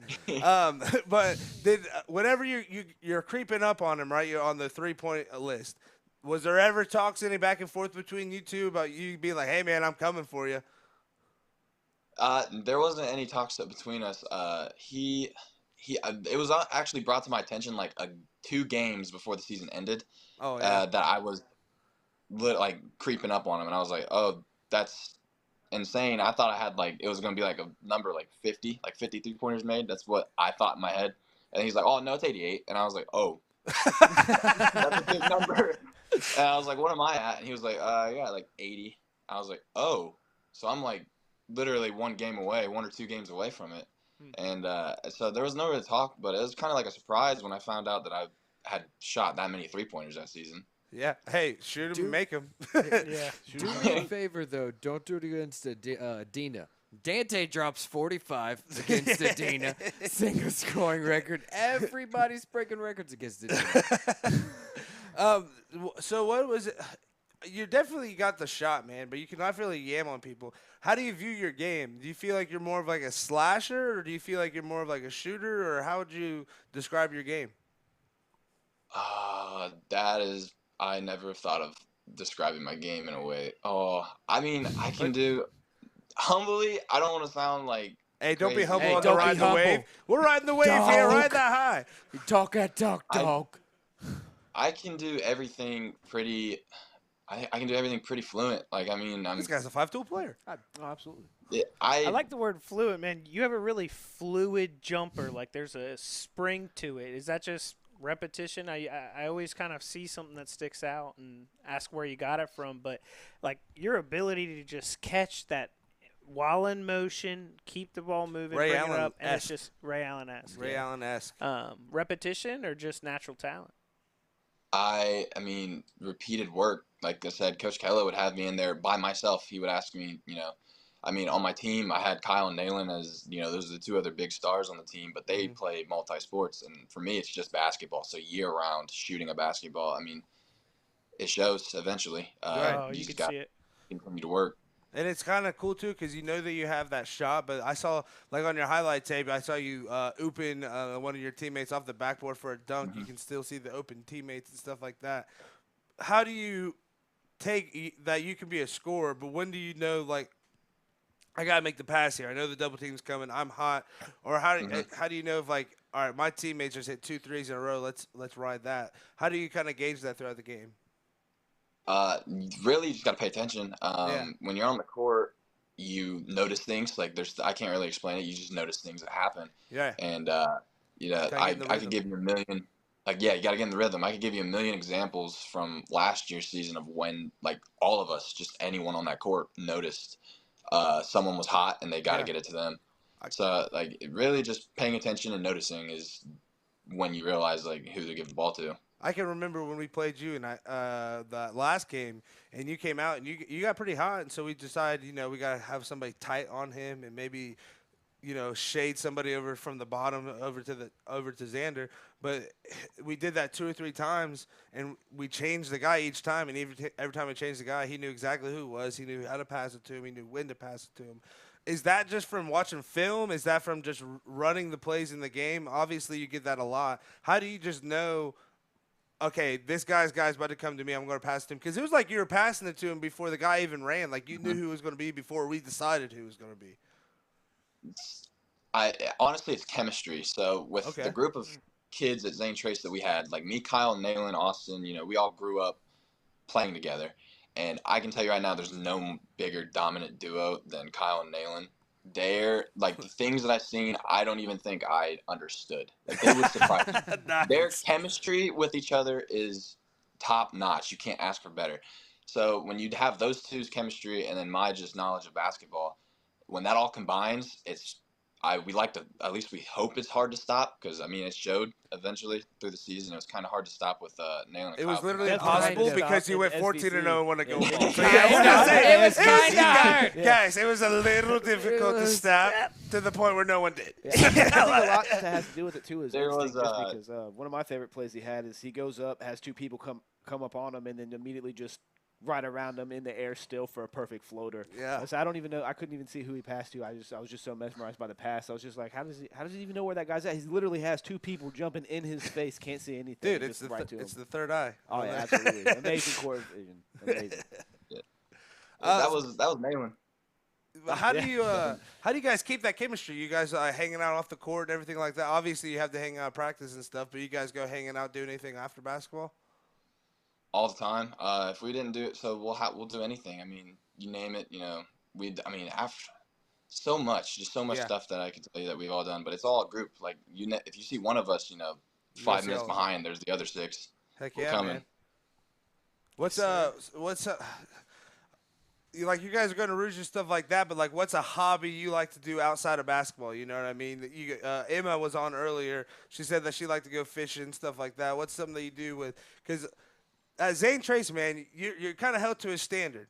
You don't go there to lose. You know what I mean? They expect you to win there. So there's going to be times where you're going to feel that pressure. You got to do something to kind of escape. What's something that you like to do hobby-wise that'll help you escape a little bit?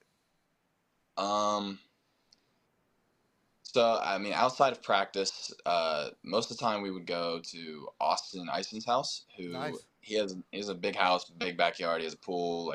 He has a basement that is like the most perfect basement you can ask for. Hell yeah. So we all just Boys go down Club. there and MTV Crib. Exactly. We'd go down there and we'd hang out almost all of high school. But, I mean, once it got cold outside, we all they had their girlfriends and everybody would just go and hang out with them. So we all like kind of had separate ways, but we all stayed in touch. Right. So, like, whether it was playing on the game and bonding over a game or at his house. Who's the best 2K player on the team? Definitely me, 100%. He goes, what kind of question is that? He said, Well, I'm let me done. think about The it for a basketball second. knowledge transitions to 2K as well, bro. Well, I mean, with that 2K default jump shot, I mean, it makes sense. I know you picked Heidelberg as your college. What made you choose them over some? Obviously, you got highly recruited. What over some of the other schools that were looking at you? There was so many times where like big name schools would reach out to me, and that's like the dream is to play for a big name school, and but you can't let like the big name just beat you. Like you can't just let that sell it. Right. So when Heidelberg was recruiting me, they were actually probably at more than half of the games that season. Wow, that's commitment. So they were there almost every game watching me grow as a player, like just throughout my senior year. And it just continued to make me more comfortable with my pick. So once I seen my friend from AAU, we played on AAU for all 4 years. Once I seen him commit there, I immediately knew I had a roommate. I had like someone to have my back when I go there. I just felt completely 100% perfect picking Heidelberg. That's Already awesome. got chemistry. Yep. Yeah, and it's awesome to see too. You know, a lot of kids they get a big name school letter, and they're like, "Oh, this is where I'm going. It's a big name." It's awesome to see you be like, "Yeah, it'd be cool to go a big name, but I want a situation that fits me good." And not a lot of kids at your age have that kind of insight. No. Yeah, insight. Yeah, insight of being like, I want this to be a good situation for me. And minutes. Yeah. Like he already said, I want minutes, meaningful minutes. That's just something awesome, man. Now, did you get the chance to play with Cam Evans? I can't remember if that was about the same. So my freshman year, I played Cam. So playing on Cam's team was pretty much impossible. Coach Kello had his set players that he was going to play. You weren't seeing the floor as a freshman. You just don't have enough high school, knowledge yet. Yeah. He asked me, Nayland, and Kyle to practice with the varsity, but we played freshman ball as a freshman. So I basically played with Cam, but as far as playing on the same court as him, no. But I watched him practice. I learned a lot of things from him, So I'd say, yeah. I mean, that's I was around Cam. I'm glad you said that, too, because my freshman year, I actually went to Chillicothe, and that was Coach – I literally went there because of Coach Kello. I was like, hey, you want a state title? I can learn some things from you. I'm going to go there. Then he retires, so I'm like, Paint Valley, here I go. But it was kind of the same thing with him, like us incoming freshmen. I mean, we had Tommy Bolte, who ends up going and playing overseas. We had Chris London, who his brother is Malik, who plays for the Globetrotters right now.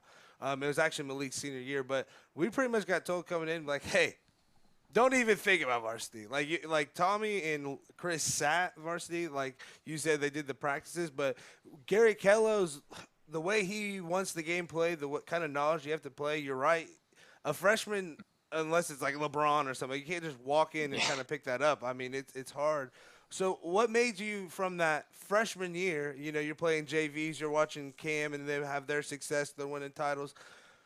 What did you take from sitting back and watching all that and being like, all right, now it's my turn to carry the torch? So everything that Cam was doing, that group of kids, I'm blessed to say that I was like a part of that team because that group of kids, the talent that they had of the 2020 class was top notch. You had Cam Evans, you had Nick Nesser, Triton Davidson. You had all these big names, and they're big names that you want to watch, and you can learn so much from them. So sitting back and just simply watching, Triton in his pump fake, getting people to move, jump, shift, anything, to Cam just doing things I've never seen anyone do before. At his, Cam's size is there's so much I learned from Cam. Just watching him, like his size, he was smaller than most people. But he made it work, and it showed because he was dogging everybody. Yeah. And so I just paying attention as much as I could, and I got to guard Cam during those practices too. So I learned a couple things whenever I did get switched on to Cam, but the main thing that I probably learned from them was their confidence. If I could go back my freshman year and have confidence, that I truly believe I would have accomplished a lot more my freshman year than just playing JV and sitting varsity. That's insane. Dog out here be like, yeah, it would have been even better. Like, oh, well, good for everyone else that didn't happen. So we had Cam on. ZT versus Unioda. We had Newton Hoops on Unioda versus ZT. So we got to ask him, man. It is the Michigan Ohio State of the SVC. It's the Lakers Celtics. It's Boston versus the Yankees. What's it like going into playing those Unioda Zane Trace games, man? I mean, some of them are for the league title. Some of them are just a regular season game. I mean, what is it like to be able to be a part of that rivalry? I will probably be 40 years old. I could probably live in a completely different state, and I'll still hate Unioda. It's like you're trained. If you're at Zane Trace, you're just like trained up to just have a like red hot blood hate for that person, like anyone in Unioda. If you wear purple and gold, it's just automatic hate. So being at Zane Trace, I can tell you right now, we had people paint on their windows, upside down U's or just anything if a Unioda person seen us that would make their blood boil. It was anything. So the rival, you put it perfect. Like you've seen, people that wear Michigan jerseys to the Ohio State game. Yeah, then they don't leave the game, at least not in the with the jersey. Yeah.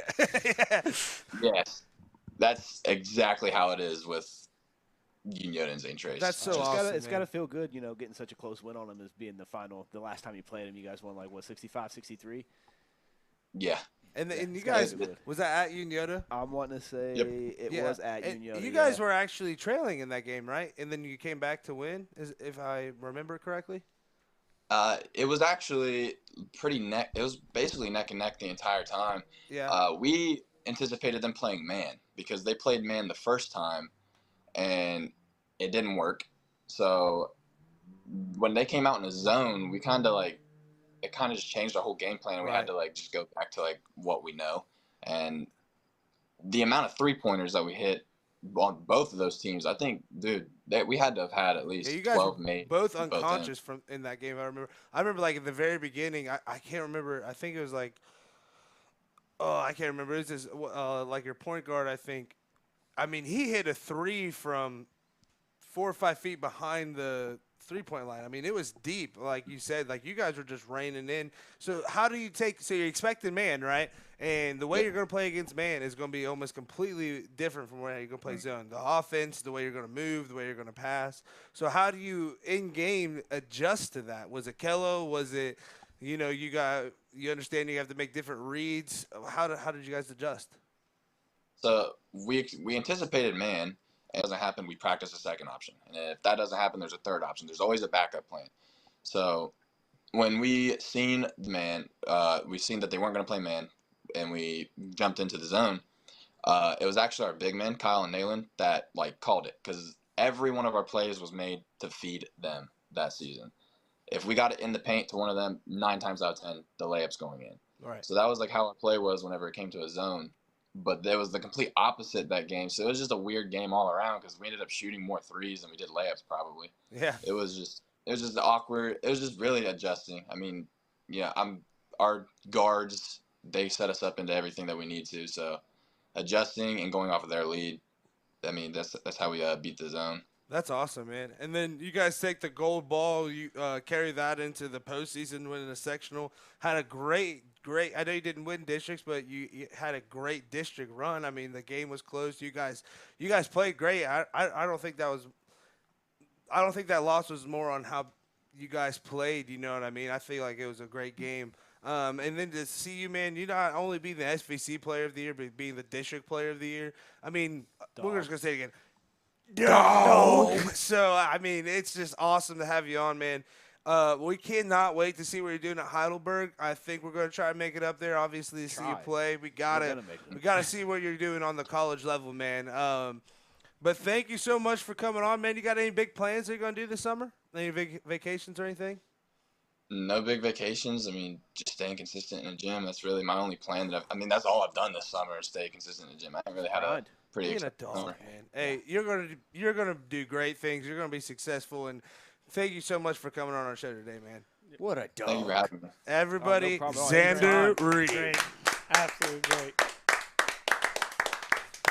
What an interview, man. And that just adds to the, like Andy said last show, that just adds to another kid from this area that's an absolute legend. That's like, yeah, look at my team. Now, I'm glad he was honest. Like, he was like, yeah, the gold ball was cool. But when I got that player of the year, man, like. That's what everybody dreams about. Yeah, exactly. That's what people dream about. And if that's your goal, you should be able to say that's your goal, man. You know what I mean? Like, it's cool. Yeah, he said, yeah, it was cool. We won the gold ball. And at the time, like, that was awesome. And then when I won player of the year, I'm not going to tell you I wasn't happy about it. Like, obviously, I'm super excited. He also spent the next, 10 minutes talking about team chemistry and, Yeah, and, you and know the other guys he played with. So I think we can kind of wrap for one sentence being like, yeah, I like that. But my team. Yeah, team, exactly. team. And that's And what my I'm saying. coach. Just because you say that Coach. you won player of the year and you're really happy for yourself does not mean that you're not a team player. I mean, he talked about it sounded like the 1 and 2 option was the big guys. He was the third option on the team, and he won district player of the year. And crazy that somebody would ever try to do a zone on some, exactly. second. If I remember right, too, I don't even think it was a 2-3. I think that I did like a 1-3-1 maybe, which would now that's just me spitballing. But if you're going to get to 2-3 against Xzander, who is just absolutely destroying you from outside in the first place, I know you have the two big guys inside that you got to stop. I would take the chances of them missing a layup over the chances of him missing a wide open 3 any day of the week. Yeah. Especially after he's made one. Yeah. Maybe I stick to it if he's over 3. Yeah, it's but first bucket, I'm Yeah, he's not missing that many. You know? I watched the highlight tape. He was making them with people just right up in his face, man. Well, He was that last game that me and unconscious, Clay just was unconscious. at Paint Valley, Dude. he just went off. So he I'm took sitting on over the second I'm half. sitting on the bench because so me and Andy do the junior high coaching, but they wanted me to do a little assistant coaching and stuff like that.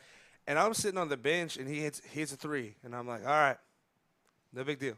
Then he hits another 3, and I'm like, oh shit. Then he hits another 3, and Jason looks at me, he goes, what do we do? And I'm like, I don't know, man. It just. He completely took over a game, and he hinted at, his IQ was so high. You could tell that he watches the film and not just, okay, we're at practice, I got to watch the film, blah, blah. It's not even just great IQ. It's amazing court vision. Too, yes. just being able to He see said just know where all his paying players are going to be. Exactly. And knowing where they have to be, too, I thought is really nice. And that just kind of goes into it's almost like the quarterback of an NFL team level-esque, like Peyton Manning, diving into the film, knowing when this happens, I can do this, and I don't even have to wait for it to fully happen. As soon as I see that guy move just a quarter of an inch, I know it's about to happen. I know who to pass it to. I know how to get the team to score. He said the words paying attention a couple times. And it's I just really like that. I feel like a lot of players, if you're trying to beat a press, if you're trying to do these things, you're so focused on your next dribble and stuff, which is important, but you got to pay attention to the people around you that are moving, And if with the chemistry aspect, just because he made one jolt to the left doesn't mean he's cutting left. If you know that guy, it might mean I know that. Setting up the back cut. It's this. It's hey, I know this move. Because especially like you said, when it's not in the play. We're running this, but you see as well as your teammate sees, this guy's overplaying me. So I'm going to jab up high, take a back cut, and go back. It's important for you to know it and for your teammate to know it, but it's more important for you both to know that you both see that. You know what I mean? I've seen enough times where a player might come high to do the back cut, but the guy with the ball doesn't know it. Or the guy comes up and the guy with the ball expects a back cut, the guy doesn't see it, and then he passes it just into the first row of the bleachers. You know what I mean? So that's what you're kind of saying on the chemistry. It's not just he knows it. It's not just that his teammate knows it. They both know it and know that the other one knows it. And that's just important, especially you can kind of see, too, player of the year, right? So we had the boy player of the year. We had the girl player of the year. And what they both said is chemistry. I knew where my players were going to be. Yeah. I had the trust in them, which made them put the trust into me to become the player of the year, to do what I need to do, because some people don't like being second fiddle, man. I mean, and that's something else that we didn't really touch on was just the coaches to be able to make sure everybody knows their role while having a player of the year on the team is just something else that just kind of goes unnoticed, but it's just a very big part of it. Yeah, Taylor does such a good job. Yeah, absolutely.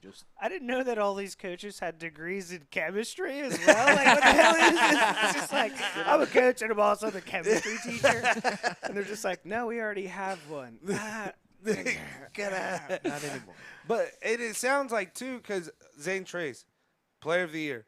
third scoring option is what it sounds like.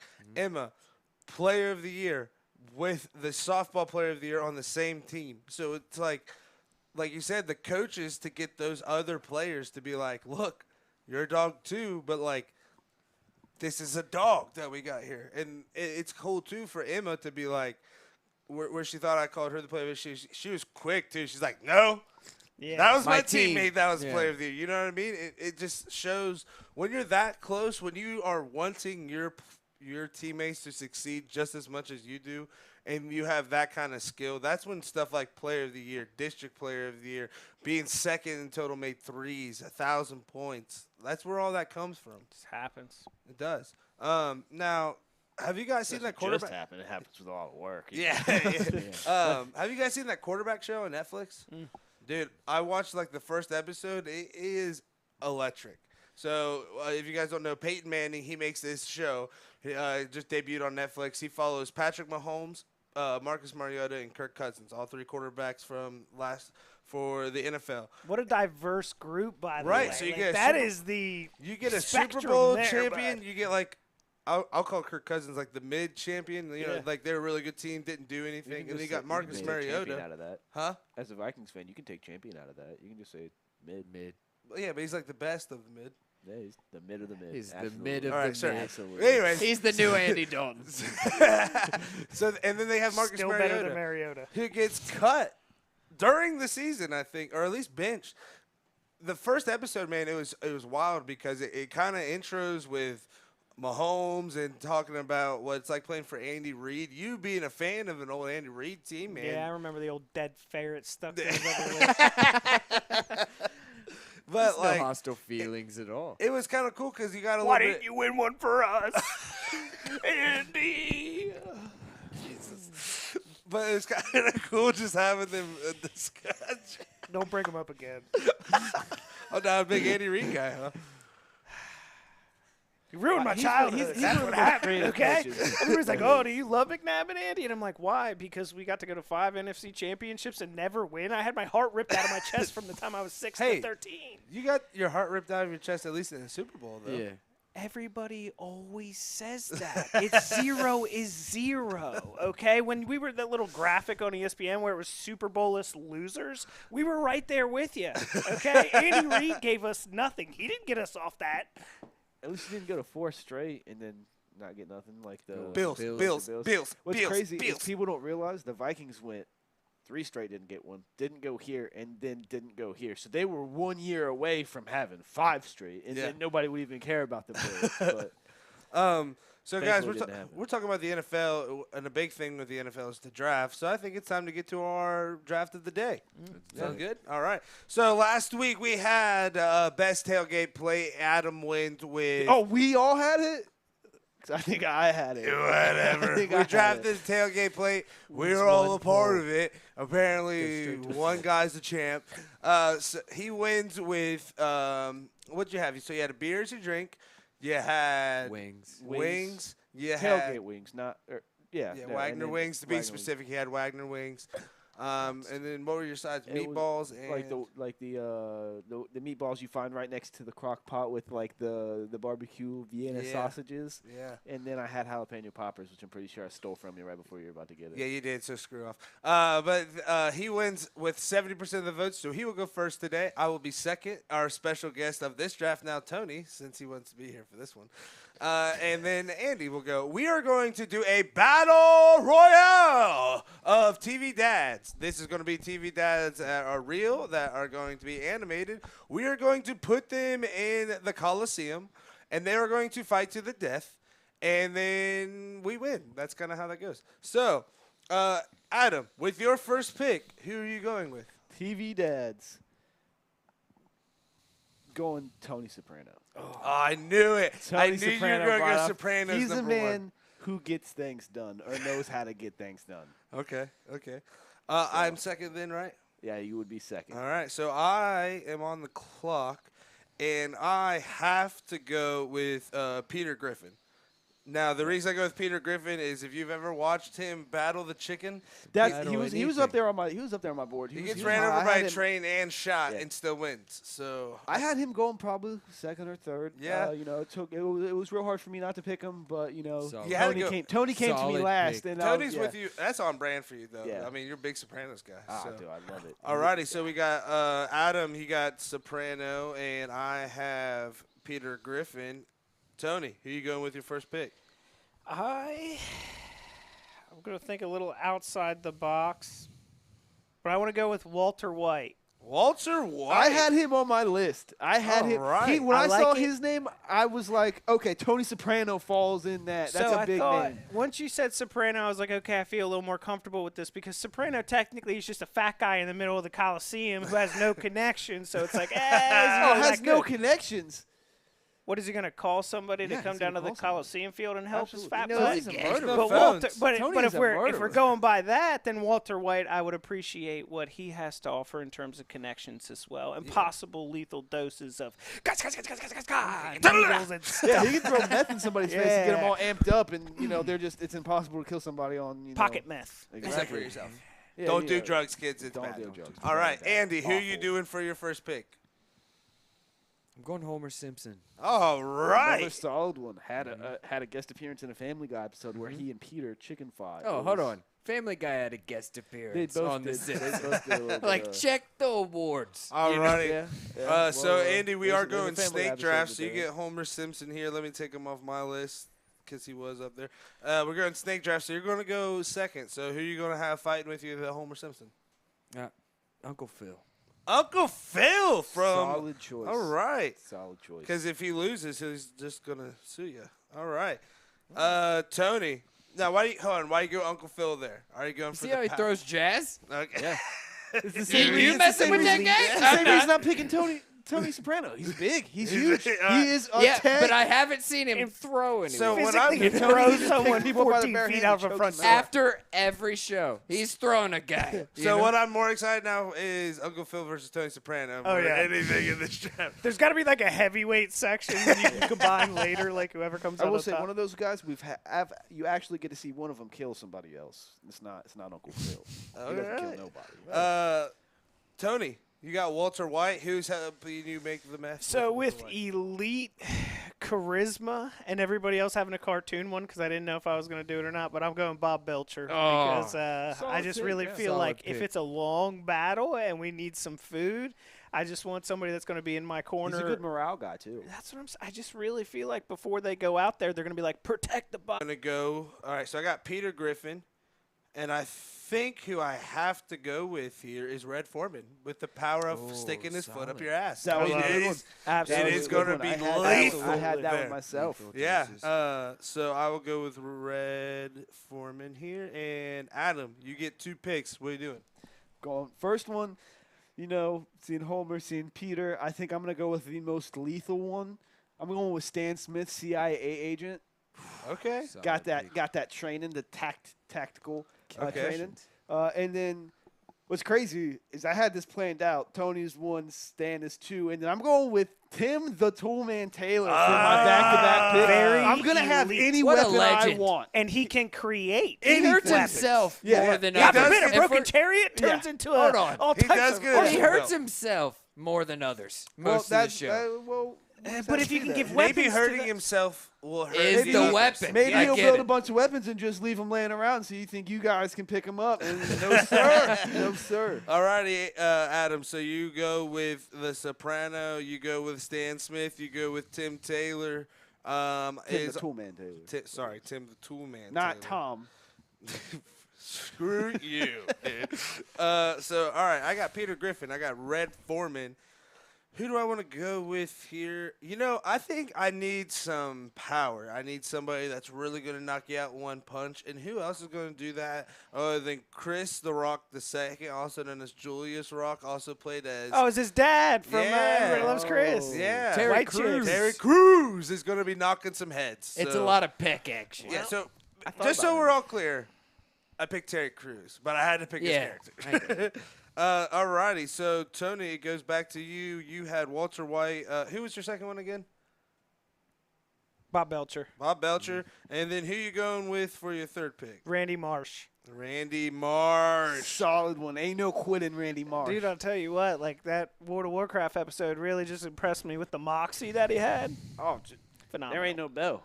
And if there is one, he's not going to hear it. I didn't hear no bell. He's going to keep going. Ain't no quit in Randy Marsh. All righty, Solid Andy. pick. So you're going to be ending your draft here since we're only doing 4 rounds. Homer Simpson, Uncle Phil. Who you going with your next pick? Got to go with Marlin off of Nemo. You see Nice. the way a fish that what a fights his way out of the ocean? Starfather. Now, Yeah, no quitting that guy. he did say the stadium was the Coliseum, That's fine. Yeah. and there's no water in that sea. Oh! Not a single bit of water. So Marlon he starts is a off fish dead. out of water. And it is literally. written down. So It's cool. all right. I'm sticking with it. So you go with Marlon. You do have one more pick though to close out your draft. So who you go with? Ron Swanson. Solid pick. True, he Solid is a pick. dad. He does become a dad. Great Wow. mustache. Great mustache. Yeah. Mustache. Ron Swanson. All right, so Andy, was you my safety finished your pick. draft with Homer Simpson, Uncle Phil, Marlon, who is just dead on Kicking the- ass. He is I don't care dead what on the you say. seat. And then Ron Swanson. So you got a nice little draft. Tony, who you pick with your last one? I was at a internal struggle between taking Jalen Hurts because he's in fact the Dallas Cowboys' father, and I know that's on twice a TV? year, so that's not enough episodes. Ah, But you do get that twice a year, so it's pretty close. But I think I'm going to end with a great father who is always there for his family. Is he going for himself? Daddy Pig from Peppa Pig. Shout out to my 2-year-old son at home. All righty. So That guy's elite. And do you know his size per regular ratio of person on that show? Put him in the Coliseum. Guys. He's got to be like 9'10". Is And he I'm the size thinking of- stab him Watching a couple lot of times, tape of like, this guy. Huge, dude. Look at this guy. That's the kid. She's like Mother of God. a what unit. Are you doing? A unit. Tim the Toolman Tanner's going to need a hell of a Oh, lot of fucking tools yeah. He's for gonna. that. I'll tell you what, He's though. gonna have a mower tank. Well, see, He's taking the hogs to the. They're like, mower. how did he Listen, get a power saw? you guys think you have the answers. You I have think all you of them. have the win. I'm going to tell you, man, who's not just going to kick your ass. All right? He's not just going to win the whole thing. He's going to sell you a house afterwards. And that is Phil I Dunphy. saw this come through on the I computer. know, here. she I thinks- saw it and I was like, "That's an awful pick for a battle royale." Well, he was going to be my last pick because if you see Phil Dunphy, he doesn't quit. He is a man He is that thinks chaos. outside the box. He is the legend, Phil Dunphy. He will win this battle royale by himself. Okay, as long as he doesn't have to go into a house. He's I big feel fans like of that. Tim and Phil would just cancel each other out with just Yeah, failing hard enough. but you know? Phil's fail upwards. Yeah. So that's what I'm I saying. feel Things like get there's a burnt lack of- down, though. when- There's a lack of moxie on my team, which might be an I feel like advantage. Peppa's So dad that's- brings that's where I'm all going the with this last moxie pick. you feel need. when you got a Walter White, you got a Stan or Randy Marsh. It's These are- like I feel like you guys are gonna be like, oh man, like we gotta kill these guys, and they're gonna be in the background just like stun. Well, the point of battle royale is to kill everybody. Yeah. No, but they Absolutely. kill. Then we hide on the side, swoop in later, roll them over with the He's old playing daddy the smart pig. game. Yeah. All right, Oh. Adam, who are you doing with Yeah. your So last I pick? have a few here. You know, part of me wants to take Dan Connor from Roseanne. Yeah. But I already got one tank. I don't need two. Right. You spoke of Moxie. I was thinking of Andy Taylor from the Andy Griffith Show, but I think I have to go close it out with another HBO dad. Going Eddard Stark, the most noble man in yeah. all of Westeros. Yeah. Plus, you know, he can No kill people with dragons, his though. swords. I'm Yeah. kind Oh, of no, he surprised I doesn't didn't have go with dragons. Ted Lasso. I mean, Well, see, if we were Yeah. gonna have coaches, that's gonna be my dad. Coach would be Ted Lasso. Yeah, if I'm trying yeah. to, if I'm trying to field a coach. you him know. or Denzel Washington. I would always go Denzel. Yeah. Love Ted Lasso, but Ted Lasso's a dog, though. I mean, he didn't even know anything about soccer. Al It's- Pacino. Yeah, Yeah. yeah. That's not solid, bad. solid coach from any given Sunday, right? That's how he talks. Get out there!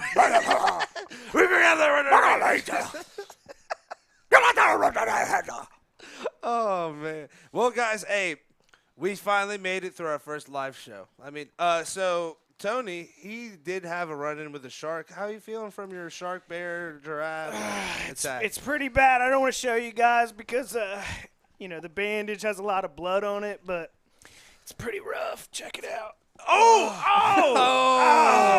Look at the blood. Look at all that blood. Jeez. Oh, sorry, guys. I didn't mean to be too gruesome, but we Little might get Tabitha, flagged wherever now you for are. inappropriate images, but it's okay. It's all right. Tony, Had to thank take down you a for being shark. on the front lines, defending us on that. I mean, see, I do want to fix one thing. I didn't save Tabitha from the shark. I saved little Tabitha's Dippin' Dots from the shark. More that makes importantly, more sense. Yeah. always save the I mean, Dippin' you Dots. can't have the Dippin' Dots go.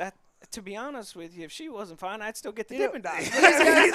But These guys might not say so it, I just but wanted what a to clear hero. that up. I mean, yes, hero. What a You're- hero. You're out here fighting for our Dippin' Dots freedom, and that is what this show is all about. Okay, That's what we do. Guys, thank you, listeners, for listening to this mess of a show. We don't know what we're doing. The only one that knows what they're doing here is Derek. That's why it looks so good. amazing. So we thought, hey, if it looks good, must be good, right? But we hope that you are just having a great time. Like I said, hopefully you're taking a mental vacation. This is not possible without you. If we don't have any viewers, we just don't have a show. So thank you for taking your time out of your day to watch us. If you like us, please subscribe on YouTube. Like us on Facebook, Twitter, Instagram. We also have this on Spotify. So if you guys could do that, that would be absolutely awesome. Thank you again to our guest today. I mean, Dante Jackson. Legend. We're going down to a Xavier game, guys. Yes. Let's How big go. is that? That's going to be awesome. So, hey, we will have video content for that. It will be an absolute legend. Thank you. Emma, thank you for coming on. Hopefully you're having a great time, great summer. Xzander, we know you're going to go be a dog, so we'll see you here in about a year just to absolutely tear it up NCAA-wise. Guys, thoughts on the first live show? We couldn't have had better guests. Again, it makes it Yeah. really easy when they're that freaking It does. cool. It Like, does. So we will have, I think it's time to break this. Some big breaking news on the first live show. We will be having our SVC draft, fantasy draft here in about 2 weeks. That will be live broadcasted right here on the Ride the Wave channel. You're going to want to stick into that. What it will Shout out be. Wagner's. Yes, we will have it still in the talks with Wagner's, but it should be live at Wagner's. So come out, get some wings, get some nice cold drinks, have a great time. What this will be is all 5 of us will make a team. We're going to draft players from the SVC, and we're going to throw Chillicothe in there. We just think, we know they're not the SVC, but they are Southern Ohio. They're right here in Ross County. So we want to throw them in there. They have some good respect for us. We have some respect for them. We'd like to have them in there as well. So we will be drafting a quarterback, 2 running backs, 2 wide receivers, or 2 3? wide receivers and 2 flexes 2 wide receivers and 2 flexes. with the defense. With a defense. So we will have that coming up. It will have its own Twitter page for you to follow along, follow with our teams, and we'll be doing us a lot of fun things with that. We want to clear up. There is absolutely no gambling, no money involved, nothing like that. We are not trying to make it ill will. It's just bragging rights for us against each other to let us know I'm better at you at stats. It's just a little fun competition for us. So we kind of thought, some people might be thinking we're trying to gamble and make money off that. Absolutely not. We're just here for the kids. We want to promote the kids. If you need any news at all, make sure you go hit up Sosa, their online page. I mean, it's very informal. They have great articles. You can see stuff from the past, the scores, everything like that. So we hope to see you guys a lot more, and thank you for coming in for this mental vacation. Derek, if you want to get us out of here.